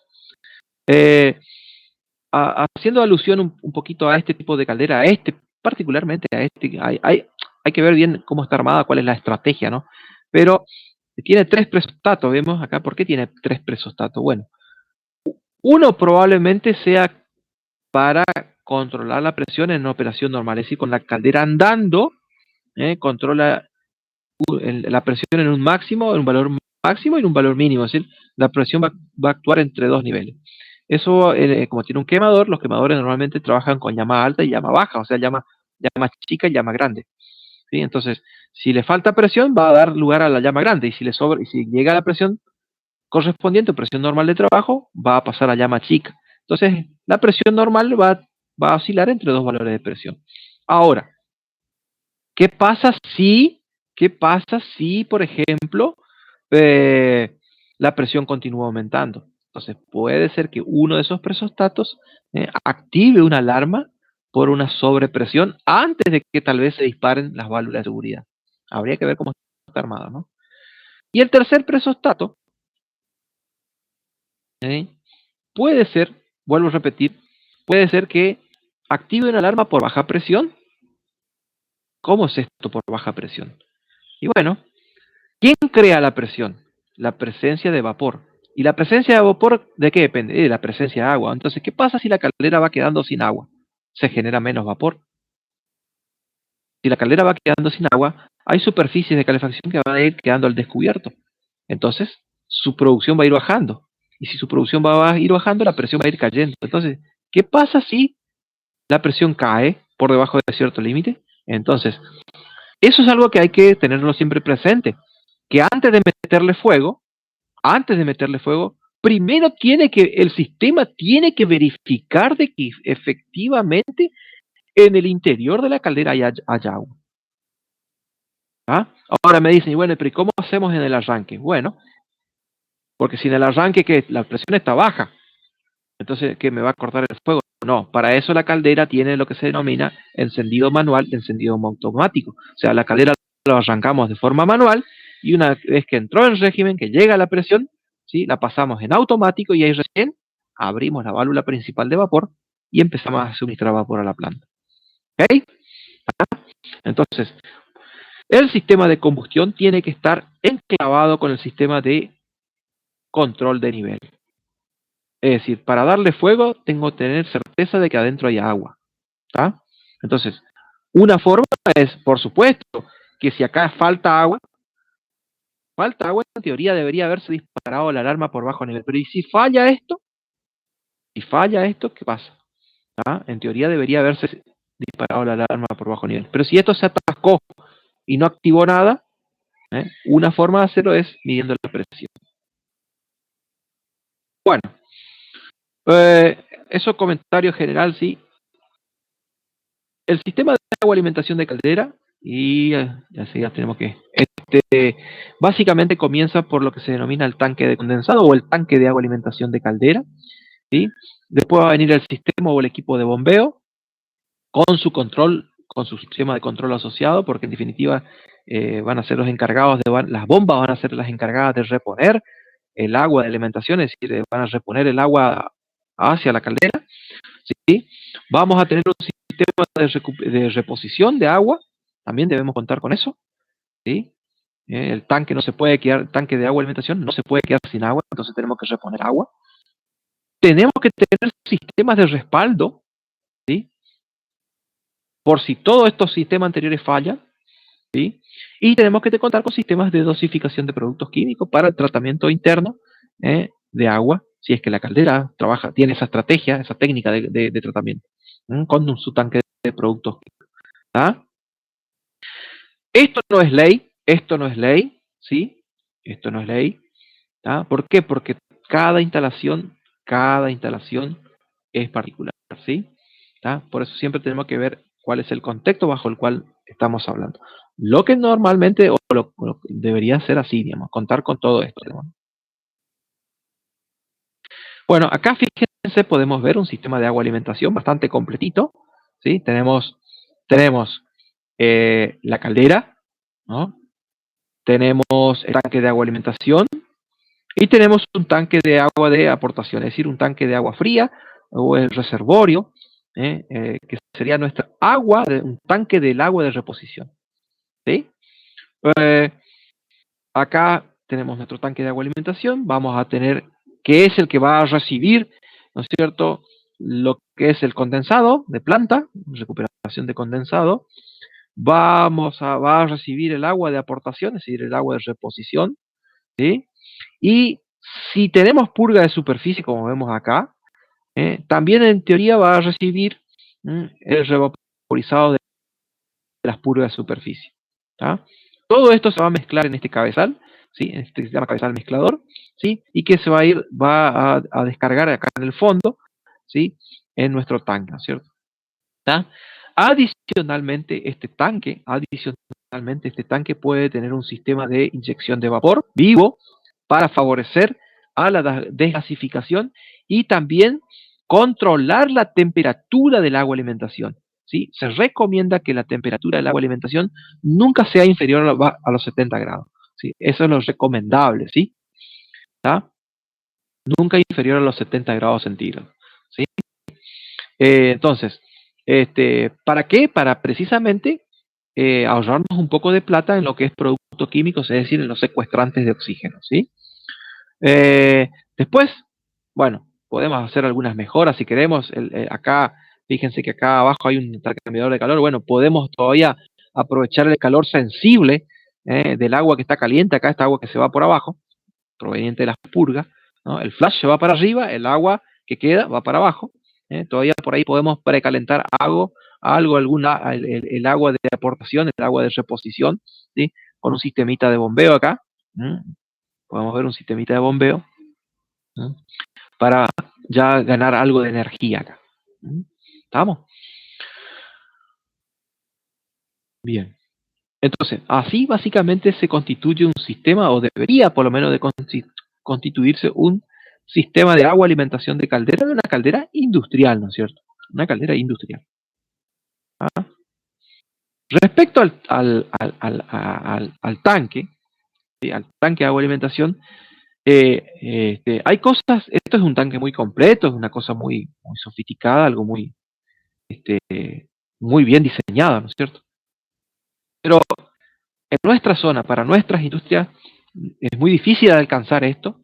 Esto requiere inversión, requiere plata, ¿no?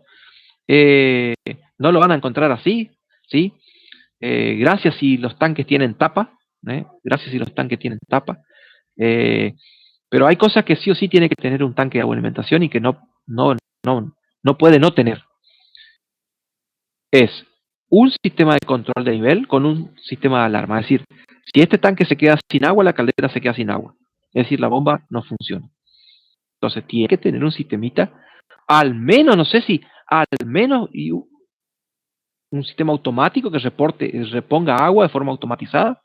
Y también tiene que tener un indicador de nivel, ¿sí? Ya sea tubular, como en este caso, que por ahí a veces se ensucia con el tiempo, entonces a veces se, se fabrican algunas chapitas así que se mueven con el nivel y un flotador acá adentro, que también andan bien, digamos, para el operador de caldera. eh, el operador mira y rápidamente se da cuenta cuál es el nivel del agua que hay presente en ese tanque. ¿Sí? Entonces, algo que me mida el nivel de agua, ¿sí? Y algo que avise, una alarma, que avise que cuando este tanque se queda sin agua, suena una alarma. Eso sí o sí tiene que tener una tapa, ¿sí? Por supuesto que este tanque prácticamente trabaja a presión atmosférica, tiene que tener una tapa, tiene que estar cerrado, ¿sí? Y debería por lo menos tener un termómetro, es decir, para que con ese termómetro tener una idea de la temperatura, pero no saber si, para saber que si la bomba se va a comprometer o se va a quemar la bomba porque el agua está muy caliente. No, no, para saber si la cantidad de producto químico que le estoy poniendo, si el agua está muy fría, yo tengo que ponerle más producto químico, esa es la cuestión. Esa es la cuestión. Es más secuestrante de oxígeno, ¿no es cierto? Bueno, debe tener, por ejemplo, por supuesto que tiene que tener un drenaje, porque de vez en cuando esto hay que limpiar, ¿sí? Entonces un drenaje para sacar óxidos, barros, ¿sí? Y inmediatamente después la toma, ¿no es cierto? La toma siempre un poquito más por arriba, la toma de agua hacia la bomba, ¿no es cierto? Con una válvula de corte. ¿Sí? Básicamente esas tres o cuatro cositas debería de tener todo tanque de agua de alimentación, ¿sí? El tamaño del tanque normalmente para una caldera industrial se dimensiona de modo tal de que pueda suministrar agua a la caldera por 30 minutos, ¿sí? Sin reponer agua. Esa es más o menos la regla memotécnica, ¿sí?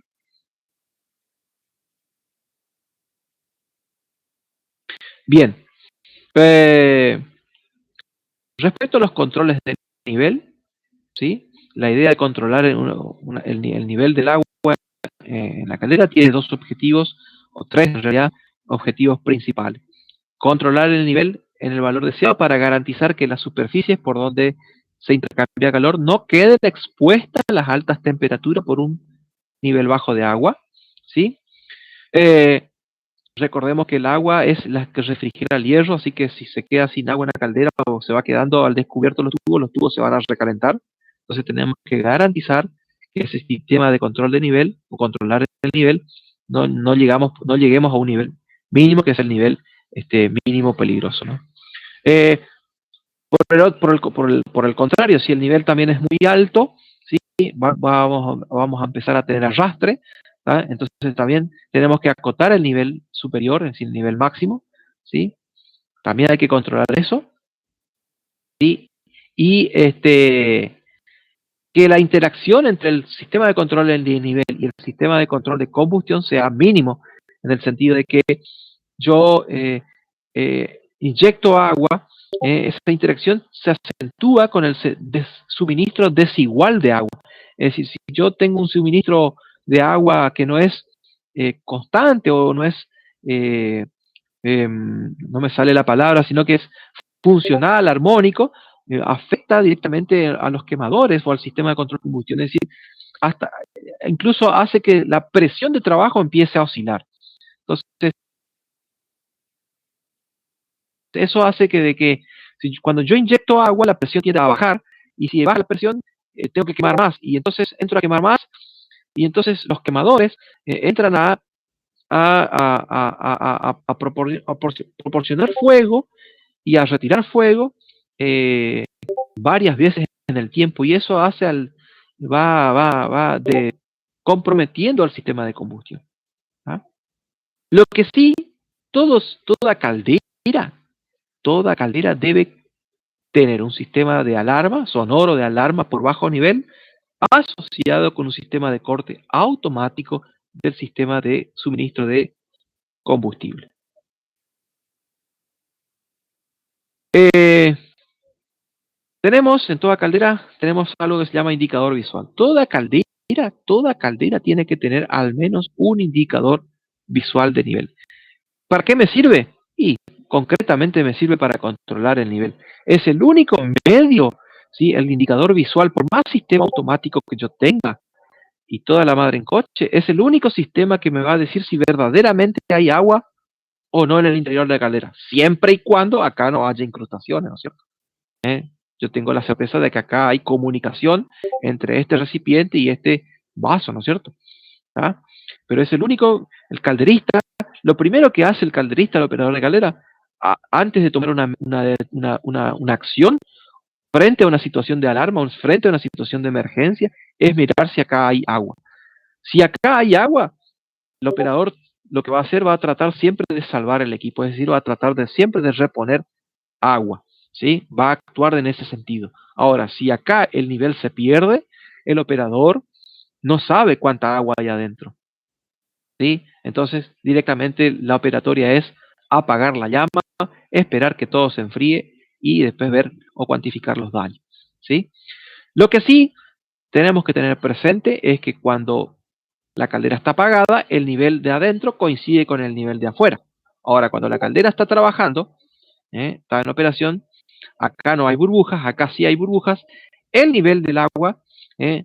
Es sustancialmente o algo superior al nivel de afuera. ¿Tá? El nivel que se puede observar en el tubo, en el cristal. ¿Sí? ¿Cuál es esa diferencia? ¿De qué va a depender? Y bueno, va a depender de la presión. ¿eh? Desgraciadamente, enseguida va a terminar en un minuto termina, así que vamos a cortar y bueno, continuaremos la clase que viene. eh, Porque ya se terminó nuestro tiempo, no sé qué decir, Robert, vos. Continuamos la clase que viene, ¿no? Eh, Como le decía desgraciadamente, ¿sí? Ese nivel adentro es un poco superior al de fuera y que va a depender, por supuesto, de la presión de trabajo. Eso me da pie a decir que cuando yo arranco una caldera siempre tengo que arrancar con un nivel un poquitito más abajo del normal para que cuando entra en trabajo, ¿sí? Cuando yo abra la válvula principal, el nivel no suba y no supere el máximo, porque si no va a empezar a arrastrar agua, ¿sí? Entonces, siempre al poner en marcha una caldera fría, el nivel inicial en el interior debe ser un poco menor al nivel normal. ¿Tá? Bueno, niños, estimados colegas, estimados alumnos, terminó nuestro tiempo, ¿sí? Vamos a